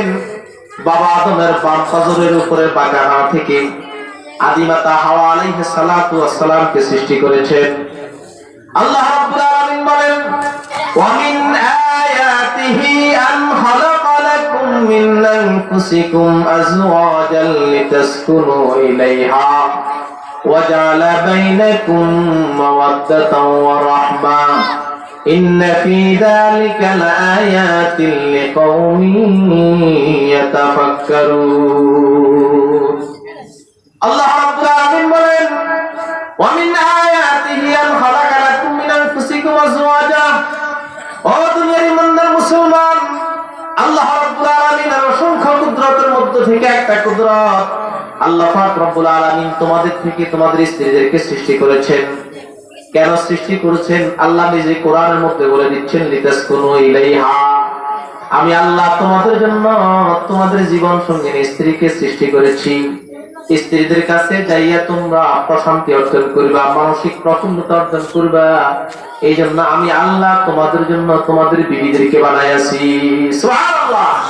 ও মুসলমান, আল্লাহ পাক রব্বুল আলামিন বলেন, ওয়া জাআলা বাইনাকুম মাওয়াদ্দাতান ওয়া রাহমা, আমি আল্লাহ তোমাদের থেকে তোমাদের বিবিদেরকে সৃষ্টি করেছি, তাদের কাছে মানসিক প্রশান্তি অর্জন করবা। শুধু তাই নয়, ওয়া জাআলা বাইনাকুম মাওয়াদ্দাতান ওয়া রাহমা, আল্লাহ পাক রব্বুল আলামিন তোমাদের স্বামী স্ত্রী উভয়ের মধ্যে মাওয়াদ্দাতান ওয়া রাহমা, ভালোবাসা সৃষ্টি করে দিয়েছেন। সুবহানাল্লাহ। ও মুসলমান, আল্লাহ পাক রব্বুল আলামিন বাবা আদমকে সৃষ্টি করার পর আদমকে বলে দিলেন, ও আদম, ইয়া আদম উসকুন আনতা ওয়া যাওজুকাল জান্নাহ। ও আদম, উসকুন আনতা ওয়া যাওজুকাল জান্নাহ, তুমি এবং তোমার বিবি জান্নাতের মধ্যে বসবাস করতে থাকো। আদম আলাইহিস সালাতু ওয়াস সালামকে সৃষ্টি করার পর যখন জান্নাত দিলেন, তিনি জান্নাতের মধ্যে বিচরণ করতেছেন, মনে যা চায় তা তিনি পাচ্ছেন, সব কিছু আছে। কিন্তু আদম আলাইহিস সালাতু ওয়াস সালামের একটা জিনিস নাই, সেটা হলো জীবন সঙ্গিনী। আদম আলাইহিস সালাতু ওয়াস সালাম যখন যা চান তা খাইতে পারেন, যখন যা চান তা পাচ্ছেন, হাতের নাগালে সবকিছু। কিন্তু আদমের মনের মধ্যে শান্তি নেই, বাবার মনে শান্তি নেই, মানসিক প্রফুল্লতা নাই। আদম আলাইহিস সালাতু ওয়াস সালামের মনের এই খবরটা জানেন কে?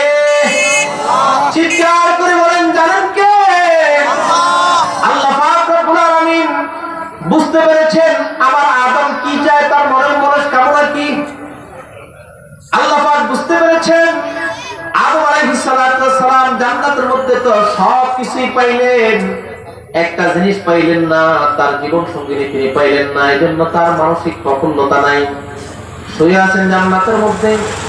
আল্লাহ কুদরতি ভাবে বাবা আদম আলাইহিস সালাতু ওয়াস সালামের বাম পাজরের উপরের বাগানা থেকে আমাদের আদিমাতা হাওয়া আলাইহিস সালাতু ওয়াস সালামকে সৃষ্টি করলেন। হাওয়া আলাইহিস সালাতু ওয়াস সালামকে সৃষ্টি করার পর অপরূপা সুন্দরী মা জান্নাতে হাওয়া আলাইহিস সালাতু ওয়াস সালাম বাবা আদমের পাশে বসা। আদম আলাইহিস সালাতু ওয়াস সালাম চোখ তুলে তাকাইয়া অপরূপা সুন্দরী মা হাওয়াকে দেখে তিনি হতবাক হয়ে গেলেন। দীর্ঘদিন মনের তামান্না যেটা ছিল, মনস্কামনা যেটা ছিল, আল্লাহ সেটাও পূর্ণ করলেন। এই জন্য খুব খুশি। তার দিকে হাত বাড়াতে চাইলেন, ফেরেশতারা বাধা দিলেন, ওগো আদম এখনো হাওয়ার দিকে হাত বাড়ানোর সুযোগ আপনার আসে নাই, ক্ষমতা আসে নাই। কইছে কেন? আল্লাহ তো আমার জীবন সঙ্গিনী হিসাবে হাওয়াকে বানাইছে, আমি কেন তার দিকে হাত বাড়াইতে পারবো না? ফেরেশতারা সাফ বলে দিলেন, ওগো আদম যদি হাওয়াকে আপনার স্ত্রী হিসাবে পেতে চান তাহলে তার মোহর পরিশোধ করা লাগবে। বিনা মোহরে কোনোদিন স্ত্রীকে ভোগ করা যায় না, স্ত্রীকে হুকুম করা যায় না, স্ত্রীকে নিজের করা যায় না। স্ত্রীকে যদি আপনার নিজের জীবন সঙ্গিনী হিসাবে বরণ করতে চান, আদম মোহর পরিশোধ করা লাগবে, বিনা মোহরে না। আদম আল্লাহর কাছে দরখাস্ত করলেন, মালিক আমার মনস্কামনা পূর্ণ করার জন্য আমার জীবন সঙ্গিনী হাওয়াকে তুমি সৃষ্টি করেছ। ওগো রব্বুল আলামিন, এখন ফেরেশতারা বলছে নাকি তাকে মোহর দেওয়া লাগবে, বিনা মোহর নাকি আমি আমার হাওয়াকে নিজের করে নিজের স্ত্রী করে বরণ করতে পারবো না। আল্লাহ পাক রব্বুল আলামিন বললেন, ওগো আদম ঠিকই তো বলেছে ফেরেশতারা, তুমি তোমার স্ত্রী হাওয়াকে যদি নিজের স্ত্রী হিসেবে বরণ করতে চাও বিনা মোহরে নেওয়ার কোনো সুযোগ নাই। আল্লাহ বলে দিলেন, ওগো আদম তুমি যদি তোমার স্ত্রীর মোহর পরিশোধ করতে চাও টেনশনের কিছু নাই। আমি আল্লাহ তোমাকে সৃষ্টি করার পর আমার আরশ আল্লাহর মধ্যে আমার নামের সাথে যে নামটা দেখতে পেয়েছ, লা ইলাহা ইল্লাল্লাহু মুহাম্মাদুর রাসূলুল্লাহ, আমি আল্লাহর নামের সাথে মুহাম্মদ নামে যে নামটা তুমি দেখতে পেয়েছ, ওগো আদম আমার হাবিব মুহাম্মদুর রাসূলুল্লাহ সাল্লাল্লাহু আলাইহি ওয়াসাল্লামের নামে যদি তুমি একবার দরুদ পড়তে পারো, আমি আল্লাহ বলে দিলাম তোমার স্ত্রী হাওয়ার জন্য এই একবার দরুদেই মোহর হয়ে যাবে।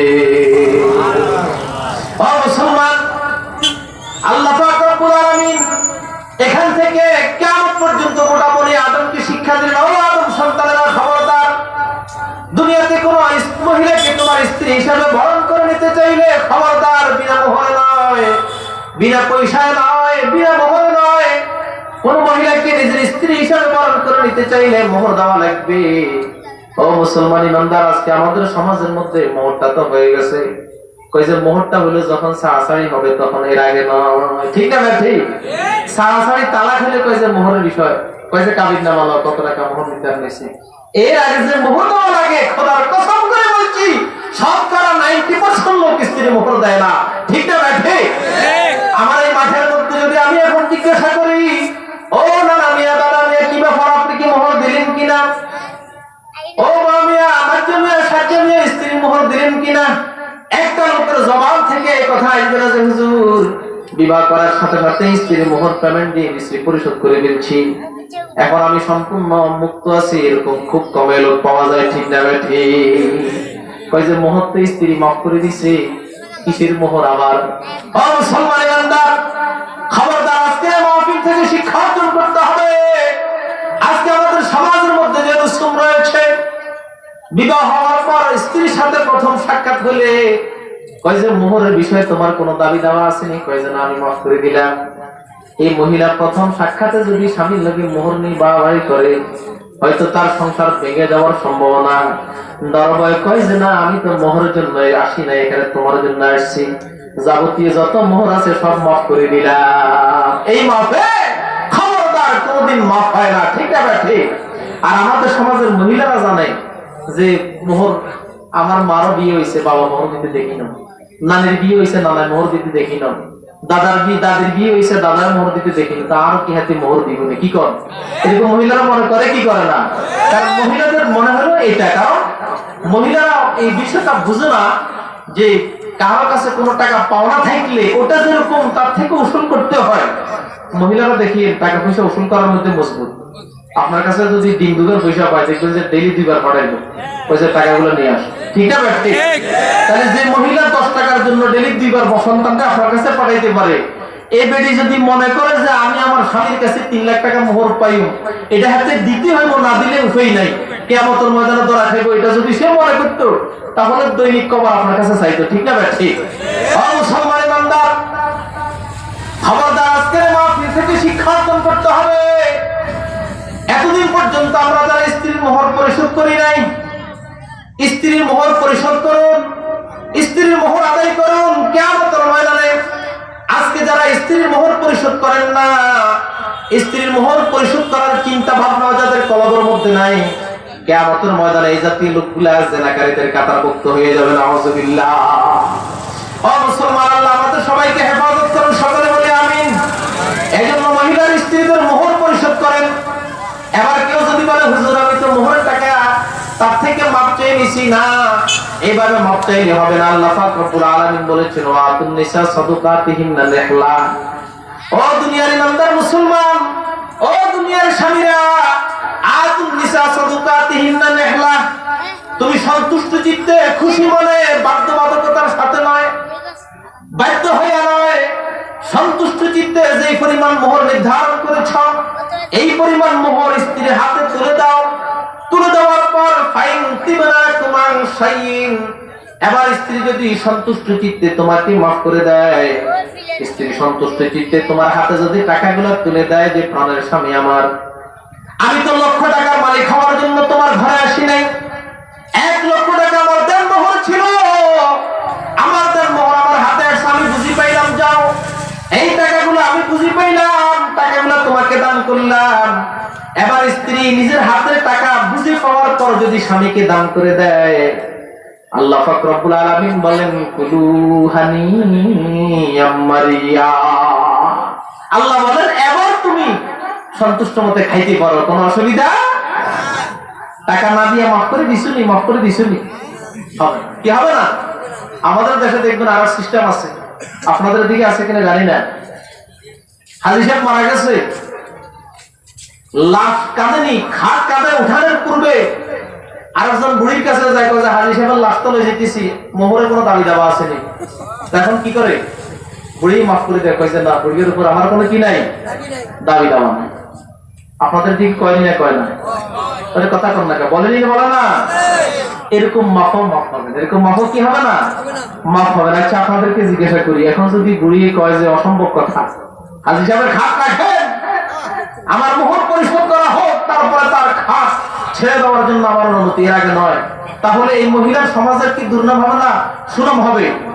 দুর্নাম হবে। এই মহিলা সাফের মুখে পড়ি, এখন সে বলতেছে যে আমি মাফ করে দিলাম, এটা সাফের মুখে পড়ি। মনে রাখতে হবে মুসলমান, সাফের মুখে পড়ি কোন ধরনের মাফ দিলে, কোন ধরনের ক্ষমা করলে এটা কোনোদিন ক্ষমা হয় না, যতক্ষণ পর্যন্ত ক্ষমাটা সন্তুষ্ট চিত্তে না হবে। কিভাবে হইতে হবে বলেন? সন্তুষ্ট চিত্তে হইতে হবে। এই জন্য এই মুহূর্তে করণীয় হলো, হাজী সাহেব যদি মোহর পরিশোধ না করে থাকে, তার পরিচিত সম্পদ থেকে তার স্ত্রীর মোহর আগে পরিশোধ করতে হবে। অন্য ঋণের মতো তার মোহর পরিশোধ করেই তার পরবর্তী সম্পদ ওয়ারিসদের মধ্যে বন্টন হবে। কি বলেন, ঠিক না ঠিক? মুসলমান বলতে চেয়েছিলাম, বাবা আদম আলাইহিস সালাতু ওয়াস সালাম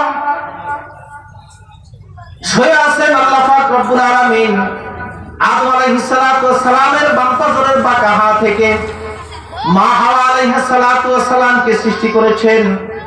এই বাবা মা দুইজনের সমন্বয়ে সারা পৃথিবীতে নারী পুরুষ ছড়িয়ে পড়ছে, কিয়ামত পর্যন্ত নারী পুরুষ সারা পৃথিবীতে ছড়িয়ে পড়বে।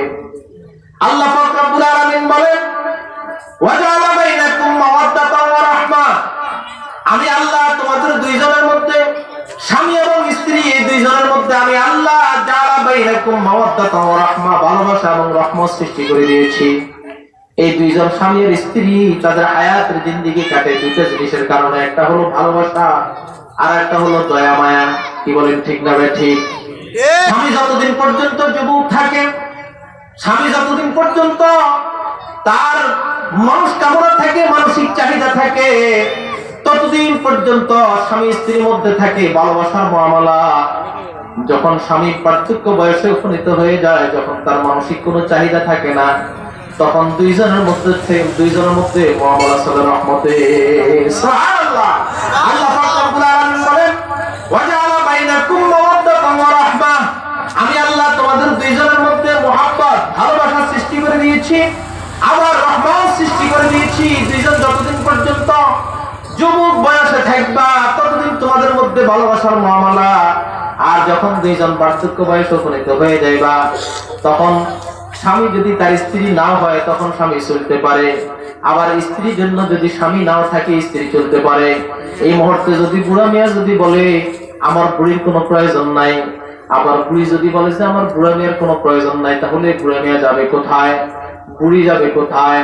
আল্লাহ পাক রব্বুল আলামিন বলেন ওয়াজআলা বাইনাকুম মাওয়াদ্দাতান ওয়া রাহমা, আমি আল্লাহ মানুষ যখন স্বামী স্ত্রী যখন বার্ধক্যে উপনীত হয়ে যায় তাদের পরস্পরান্তর মধ্যে দয়ার মায়া এত বেশি ঢেলে দেই, স্বামী স্ত্রীর প্রতি দয়া করে, স্ত্রী স্বামীর প্রতি দয়া করে। ঠিক না ঠিক?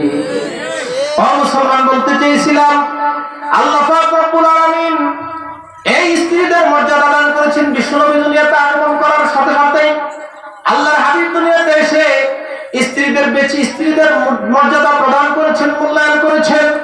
আল্লাহর হাবিব বলছেন খবরদার স্ত্রীদেরকে তোমরা প্রহার করিও না, স্ত্রীদের প্রতি আঘাত করিও না। আল্লাহর হাবিব বলেন আমার খুব আশ্চর্য বোধ হয় একটা পুরুষ তার স্ত্রীকে গোলামের মতো প্রহার করে আবার রাত্রিবেলায় তার সাথে যাপন করে। ও মুসলমান, খবরদার স্ত্রীদেরকে প্রহার করা যাবে না।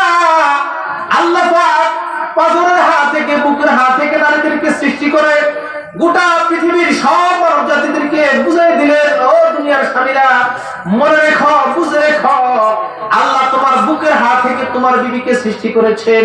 তোমাকে কথা বুঝাইতে চাই স্ত্রীকে বুকে রাখার জিনিস, তাকে ভালোবাসতে হবে, তাকে মহব্বত করতে হবে, তাকে পিছনে রাখা যাবে না, তার প্রতি দুর্ব্যবহার করা যাবে না, তার প্রতি জুলুম করা যাবে না। আজকে সমাজের মধ্যে কিছু পুরুষ আছে স্ত্রীদেরকে মারধর করে, স্ত্রীদের প্রতি জুলুম করে, স্ত্রীদের প্রতি অন্যায় করে। খবরদার ও যুবক ভাইরা, শিক্ষা অর্জন করতে হবে। স্ত্রীদেরকে গোলাম দাসীর মতো প্রহার করা যাবে না, স্ত্রীদেরকে ভালোবাসতে হবে, স্ত্রীদেরকে সৎ উপদেশ দিতে হবে। আল্লাহর হাবিব বলেছেন ইস্তাউসু বিন নিসায়ে খায়রা, ও দুনিয়ার স্বামীরা তোমরা মহিলাদেরকে সৎ উপদেশ দাও। ফাইন্নাহুন্না খুলিকনা মিন জিলাইন, কারণ তাদেরকে পাথরের হাত থেকে সৃষ্টি করা হয়েছে, তাদেরকে বাঁকা হাত থেকে সৃষ্টি করা হয়েছে। বাঁকা হাত কোনদিন সোজা করা যায় না, বাঁকা হাত সোজা করতে গেলে মধ্যখান দিয়ে ভেঙে যায়। মহিলাদেরকে আল্লাহ পাক জন্মলগ্ন থেকে সৃষ্টি লগ্ন থেকে বাঁকা হাত থেকে সৃষ্টি করেছেন, এজন্য তাদের মধ্যে বক্রতা আছে, আছে না নাই? কি বলেন, মহিলাদের কথার মধ্যে কিছু উল্টাপাল্টা আছে না নাই? যত সুন্দর কথাই বলক মধ্যখান দিয়ে একটা বাঁকা কথা বলি বসবে। ঠিক না ভাই? ঠিক। যত সুন্দর কথাই বলক তার কথার মধ্যে কিছু বক্রতা আছে, এটা তার দোষ না।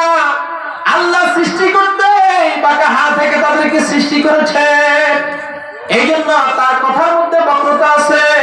এই জন্য বিশ্বনবী বলল আমার উম্মতরা মনে রাখবা, তোমার স্ত্রীকে তো আল্লাহ তোমার বাঁকা হাত থেকে সৃষ্টি করেছেন, তার মধ্যে কিছু বাঁকামি থাকবে, তাকে 100% সোজা করে তুমি কোনোদিন চালাইতে পারবে না। এই বাঁকা মহিলাকে নিয়ে তার ঘর সংসার করতে হবে, তোমার জীবন চালাই যেতে হবে। তবে কিভাবে জীবন চালাইবা আল্লাহ সেটা হাদিস, আল্লাহর হাবিব সেটা হাদিসে বলছেন ইস্তাউসু বিন নিসায়ে খায়রা, মহিলাদেরকে সুন্দর উপদেশ দাও, কোরআন হাদিসের কথা শোনাও, মা ফাতিমার জীবনী পড়ে পড়ে শোনাও, বিবি রহিমার জীবনী পড়ে শোনাও, মা আয়েশার জীবনী পড়ে পড়ে শোনাও, দুইজনের জীবনী পড়ে পড়ে শোনাও, তাকে সৎ উপদেশ দাও। স্বামীর সাথে কিভাবে আচরণ করতে হয়, শাশুড়ির সাথে কিভাবে আচরণ করতে হয়, শ্বশুরের সাথে কিভাবে আচরণ করতে হয়, দেবর বাসুরের সাথে কিভাবে আচরণ করতে হয়, এগুলা তাকে শেখাও। না কোনো উল্টা ভাবনা হওয়ার কারণে তার প্রতি আল্লাহ সিবার বাড়ি চলবে না, তাকে দাঁড়িয়ে থেকে তাকে পাও দিয়ে লাথি দেওয়া যাবে না। কি বলেন, ঠিক না ভাই? ঠিক। এখন তো কইছে তুই কথা কতি হারস্তি হারস্তি কইছে লাথি মারছে, এক তো লাথি মাজারে হয়ে গেছে, হয় না? হয় না? মুসলমান ইমানদার, খবরদার, এই বক্র মহিলা বাঁকা মহিলাকে নিয়ে তোমার জীবন সংসার চলবে, তবে মারধর করে নয়। আল্লাহ হাবিব বলে দিয়েছেন ইস্তাউসু বিন নিসায়ে খায়রা, সৎ উপদেশের মাধ্যমে, সুন্দর ব্যবহারের মাধ্যমে, সুশিক্ষার মাধ্যমে তাকে চালাই নিতে হবে, তাকে আপনাই নিতে হবে, নিজের করে নিতে হবে। আল্লাহর হাবিব বলেন, ফাইন যাহাবতা তুকিমুহু কাসারতাহু, এই বাঁকা হাড়কে সোজা করতে গেলে যেরকম বাঁকা হাড় মধ্যখান দিয়ে ভেঙে যায়, স্ত্রীকে পরিপূর্ণ সোজা করতে গেলে তোমার সংসার ভেঙে যাবে। ও মুসলমান, আল্লাহর হাবিব জনাব রাসূলুল্লাহ সাল্লাল্লাহু আলাইহি ওয়াসাল্লাম স্ত্রীদেরকে নিয়ে বিনোদন করতে বলেছেন। আল্লাহর হাবিব মা আয়েশাকে নিয়ে বিনোদন করেছেন। আল্লাহর হাবিব মা আয়েশা সিদ্দিকা রাদিয়াল্লাহু তাআলা আনহাকে নিয়ে মাঝে মধ্যে মাঠে ময়দানে দৌড় প্রতিযোগিতা করতেন। আয়েশা সিদ্দিকা রাদিয়াল্লাহু তাআলা আনহাকে নিয়ে আল্লাহর হাবিব একদিন চাঁদনি রাতে রওনা হইলেন। এবার আয়েশাকে বলছেন, ও আয়েশা, আসো দেখি কে দুধ দিয়ে পারে, কে আগে যাইতে পারে। আয়েশা সিদ্দিকা রাদিয়াল্লাহু তাআলা আনহার শরীর ছিল হালকা। বিশ্বনবী জনাব রাসূলুল্লাহ সাল্লাল্লাহু আলাইহি ওয়াসাল্লাম মা আয়েশাকে নিয়ে দৌড় প্রতিযোগিতা শুরু করলেন। দুইজন দৌড়তে গিয়ে আয়েশা সিদ্দিকা রাদিয়াল্লাহু তাআলা আনহা পাস করে ফেললেন। আল্লাহর হাবিব পিছনে পড়ে গেল। যেহেতু আয়েশা সিদ্দিকা রাদিয়াল্লাহু তাআলা শরীর ছিল হালকা, আসলে রাসূল সাল্লাল্লাহু আলাইহি ওয়াসাল্লাম যদি ভালোভাবে দৌড় দিতেন, কিন্তু আয়েশা রাসূলের সাথে কোনোদিন দৌড়ে পারতো না, ঠিক না ঠিক? আল্লাহর হাবিবের দেহের মধ্যে প্রচন্ড শক্তি ছিল। তৎকালীন আরবের যুগের মধ্যে সবচেয়ে বড় বলি খেলোয়াড় ছিল রুকানা, সাহাবী রুকানা সবচেয়ে বড় বলি খেলতো, তার সাথে কেউ পারতো না। যত বড় সুঠাম দেহি যুবক হতো না কেন, রুকানার সাথে কেউ কোনোদিন কুস্তি ধরে সে পারতো না। রুকানা ছিল সবচেয়ে বড় কুস্তিগীর। রুকানার সাথে যেই কুস্তিতে যাইত, রুকানা মুহূর্তের ভিতর তার সাথে যে কুস্তি দেখত তাকে জমিনে ফেলে দিত। আল্লাহর পয়গম্বর বিশ্বনবী জনাব রাসূলুল্লাহ সাল্লাল্লাহু আলাইহি ওয়াসাল্লাম রুকানার সাথে কুস্তি দিলেন। রুকানার সাথে কুস্তি দিলেন। আল্লাহর পয়গম্বরকে রুকানা দেখে বলল, মুহাম্মদ, কত বড় সাহস তোমার! এই আরবের জমিনে কেউ তো কোনোদিন আমার সাথে কুস্তি করে পাইল না। তোমার মতো লাখ কেমন দুর্বল মানুষ বুঝি আমার সাথে কুস্তি করে পাইবা? মুহাম্মদুর রাসূলুল্লাহ সাল্লাল্লাহু আলাইহি ওয়াসাল্লাম বলে দিলেন, খবরদার, ও রুকানা, কি বলছো? আমি মুহাম্মদ তো কেমন শক্তিশালী, একবার আমার সাথে কুস্তি করে দেখো না। আল্লাহর পয়গম্বর রুকানার সাথে কুস্তি দিলেন। মুহূর্তের ভিতরে, এক সেকেন্ডের ভিতর রুকানাকে উপর করে ফেলে দিলেন। রুকানা বুঝতে পারল, মুহাম্মদ, এতদিন তো তোমার প্রতি অন্য ধারণা আমার ছিল, এখন আমার বুঝে আসছে। আর যেন আমাকে কালিমা পড়া দাও, লা ইলাহা ইল্লাল্লাহু মুহাম্মাদুর রাসূলুল্লাহ। বিশ্বনবী এত শক্তিশালী ছিল। ফাতেমা আয়েশা সিদ্দিকা রাদিয়াল্লাহু তাআলা আনহা আল্লাহর হাবিবের সাথে দৌড় প্রতিযোগিতা দিচ্ছে। আল্লাহর হাবিব আয়েশার সাথে পারে না। তার মানে এখানেও স্বামী একটু পিছন ধরছে, যে আগে স্ত্রী পাস করো, কি করো, বিনোদন করতেছে। কি করতেছে? আজকে আমরা বিবিদেরকে নিয়ে বিনোদন করি না, স্ত্রীদেরকে পঞ্চাশা করে রাখি, তাদেরকে নিয়ে শরীয়ত সম্মতভাবে বিনোদন করেন, তাদের মানসিক প্রফুল্লতা দেন, তাদের মানসিক প্রফুল্লতা দেন। তাহলে স্বামীর প্রতি তাদের মনের মানসিক ভালোবাসা জন্মাবে, স্বামীর প্রতি তাদের আকৃষ্টতা বাড়বে। আজকে স্বামীরা স্ত্রীদেরকে সুন্দরভাবে চালাইতে জানে না, তার একটা পুরুষকে দেখলে তার প্রতি তার আকর্ষণ রয়ে যায়, ঠিক না ঠিক? মুসলমান বান্দা স্ত্রীকে নিয়ে বিনোদন করেন। আল্লাহর পয়গম্বর আয়েশা সিদ্দিকা রাদিয়াল্লাহু তাআলা আনহাকে নিয়ে আরেকদিন দৌড় দিল। কয়, আয়েশা, একদিন তো আমাকে ফেল করে দিলা, আজকে দেখি দুইজন দৌড়াইতে আগে যাইতে পারে। আয়েশা সিদ্দিকা রাদিয়াল্লাহু তাআলা আনহা আল্লাহর পয়গম্বরকে নিয়ে আবার দৌড় প্রতিযোগিতা শুরু করলেন। এবার আয়েশা রাদিয়াল্লাহু তাআলা আনহার শরীর একটু ভারী হয়ে গেল, বেশি দৌড় দিতে পারে না। আল্লাহর পয়গম্বর বিশ্বনবী আয়েশার সাথে যখন দৌড়াইতে গেলেন, আল্লাহর হাবিব ফাস্ট হয়ে গেল। আয়েশাকে ডেকে বললেন, আয়েশা, ওই দিন আমাকে পরাজয় করে দিলা, আজকে আমি ওটার প্রতিশোধ তোমার থেকে নিলাম। এটাই হলো রাসূলুল্লাহ ভালোবাসা। কত বেশি প্রেম নিবেদন করেছেন বিবিদের প্রতি। আজকে মুসলমান বান্দা স্ত্রীদের প্রতি ভালোবাসার ঘাটতি এবং স্বামীর প্রতি স্ত্রীর ভালোবাসার ঘাটতি। এই ভালোবাসার ঘাটতি থাকার কারণে যেখানে সে ভালোবাসা বেশি পায়, সেখানে তার মন মেজাজ ঘুরে, ঠিক না বেঠে? আজকে স্বামীর পক্ষ থেকে পরিপূর্ণ ভালোবাসা পায় না, তখন সে পরকীয়ার মধ্যে জড়িত হয়। স্ত্রী থেকে পরিপূর্ণ ভালোবাসা পায় না, আরো স্ত্রীর সাথে সম্পর্ক হয়। ও সমাজের মা বোনেরা, পর্দার আলের মা বোনেরা, স্বামীকে ভালোবাসতে শিখুন। ও যুবক ভাইয়েরা, বুড়া বাবারা, স্ত্রীকে ভালোবাসতে শিখুন। নিজের স্ত্রীকে অন্তর থেকে ভালোবাসেন, অন্তরের মনে কোথায় তাদেরকে জায়গা দেন। স্ত্রীকে আপনি লাথি মারলেও কোনোদিন আপনার দুয়ার ছেড়ে কোনোদিন যাবে না। স্ত্রীকে ভালোবাসতে পারলেন না, বরঞ্চ তাকে 24 ঘন্টা ধমকের উপর ধমক, ধমকের উপর ধমক, লাল চোখ দিয়া তাকে সবসময় ভয়ের মধ্যে রাখলেন। এই মহিলাকে আপনাকে ভালোবাসবে নাকি সে আপনার ঘর থেকে পালাইবে? সে যাবে কোথায়? এই জন্য মুসলমান, আল্লাহর পয়গম্বর দুনিয়াতে আসার পর স্বামী তার স্ত্রীর প্রতি কেমন আচরণ করবে, স্ত্রী তার স্বামীর প্রতি কেমন আচরণ করবে শিখাই দিলেন। খবরদার ও সমাজের যুবকেরা, স্ত্রীর কাছে ভালো হওয়ার জন্য চেষ্টা করো। সারা পৃথিবীর মানুষ তোমাকে ভালো জানবে, শুধু তাই নয়, আল্লাহর আদালতে তুমি ভালো হইতে পারবা। আর স্ত্রী যদি তোমাকে খারাপ বলে সাইনবোর্ড দেয়, সার্টিফিকেট দেয়, তাহলে আল্লাহর আদালতে তুমি খারাপ। এই জন্য স্ত্রীর কাছে আপনি ভালো কিনা স্ত্রীকে জিজ্ঞাসা করে দেখুন যে আসলে আমার 60 বছর 40 বছর হায়াত তো তোমার সাথে কাটলো, তোমার কাছে আমাকে কেমন মনে হয়, একটু অন্তর থেকে কথাটা আজকে দেখে জিজ্ঞাসা করবেন। যদি বলে যে আপনার এই ত্রুটির কারণে আপনার কিছু আমার কিছু মানসিক দুঃখ আছে, তার কাছে মাপ চেয়ে নেবেন। যতক্ষণ পর্যন্ত তার কাছে আপনি ভালো না হতে পারবেন, আল্লাহর কাছে আপনি ভালো হতে পারবেন। কি বলেন? ঠিক না? ঠিক। আল্লাহ হাবিব জনাব রাসূলুল্লাহ সাল্লাল্লাহু আলাইহি ওয়াসাল্লাম বিবিদেরকে কত বেশি ভালোবাসতেন। সাউদা বিনতে জামা রাদিয়াল্লাহু তাআলা আনহা বয়স্ক মহিলা, আল্লাহ হাবিব যে কোনো কারণে সাউদা বিনতে জামা রাদিয়াল্লাহু তাআলা আনহাকে তালাক প্রদান করলেন, এক তালাক দিয়ে দিলেন। তালাক দেওয়ার পর দিয়ে সাউদা বিনতে জামা রাদিয়াল্লাহু তাআলা আনহা ঘর থেকে বেরিয়ে যাচ্ছে। পিছন থেকে সাউদা রাসূলুল্লাহর জামার আসন ধরে বললেন, ইয়া রাসূলুল্লাহ, ইয়া হাবিবাল্লাহ, আমি সাউদা বয়স্ক অবস্থায় আপনার কাছে বিবাহ বসেছি। ইয়া রাসূলুল্লাহ, আমার যৌবিক চাহিদা পূরণ করার জন্য নয়, কিয়ামতের ময়দানে আপনার বিবিরা যখন কাতারবন্দি হবে, আমি সাউদা আপনার বিবিদের কাতারবন্দি হওয়ার জন্য আপনাকে বিবাহ করেছি। ইয়া রাসূলুল্লাহ, ইয়া হাবিবাল্লাহ, তালাক দিয়ে আমাকে তাড়াই দিয়েন না, আমাকে বরণ করে নেন। আল্লাহর পয়গম্বর সাউদার জবান থেকে এমন কথা শুনে দিলটা নরম হয়ে গেল। সাউদা তো আমার জীবন সঙ্গিনী, সাউদা তো আমাকে সময় দিয়েছে, সে তো আমার অর্ধাঙ্গিনী। আল্লাহর পয়গম্বর সাউদাকে ফিরে নিলেন। সাউদা বিনতে জামা রাদিয়াল্লাহু তাআলা আনহা খুশি হইয়া বললেন, ইয়া রাসূলুল্লাহ, ইয়া হাবিবাল্লাহ, ওগো আল্লাহর পয়গম্বর, আমি তো বয়স্ক বুড়া মানুষ, আমি তো বৃদ্ধা মহিলা, আমার কাছে আপনি যে বাড়ি বাড়ি করে থাকেন, 3 দিন করে বিশ্বনবী বিবিদের কাছে থাকেন। আল্লাহর হাবিব জনাব রাসূলুল্লাহ সাল্লাল্লাহু আলাইহি ওয়াসাল্লামের বিবি ছিল 11 জন। কতজন? 11 জন বিবি ছিল। সব স্ত্রীদের কাছে তিনি 3 দিন করে, মাঝে মধ্যে 7 দিন করে থাকতেন। আজকে আমাদের সমাজে অনেক ভাইকে এরকম দেখা যায় একাধিক বিবাহ করেছে। এক বিবিকে এক জায়গায় রেখে দিয়েছে, তার সাথে কোনো সম্পর্ক নাই, আরেকটাকে নিয়ে কোনো সংসার করে। আছে না নাই? আছে। আরে চিৎকার করে বলেন, আছে না নাই?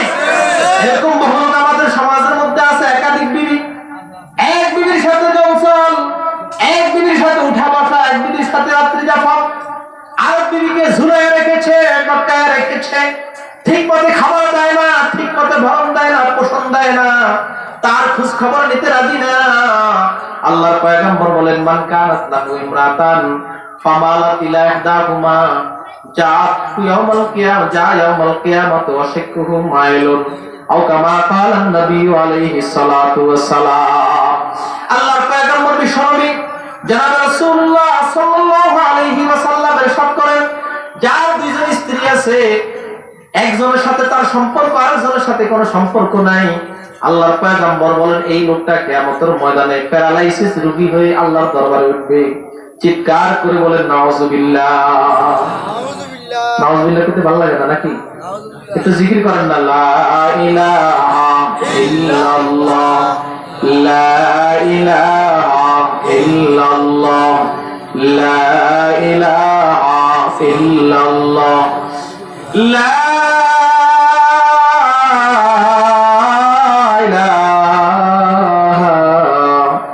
ইল্লাল্লাহু মুহাম্মাদুর রাসূলুল্লাহ সাল্লাল্লাহু আলাইহি ওয়াসাল্লাম। ও মুসলমান, বলতে চেয়েছিলাম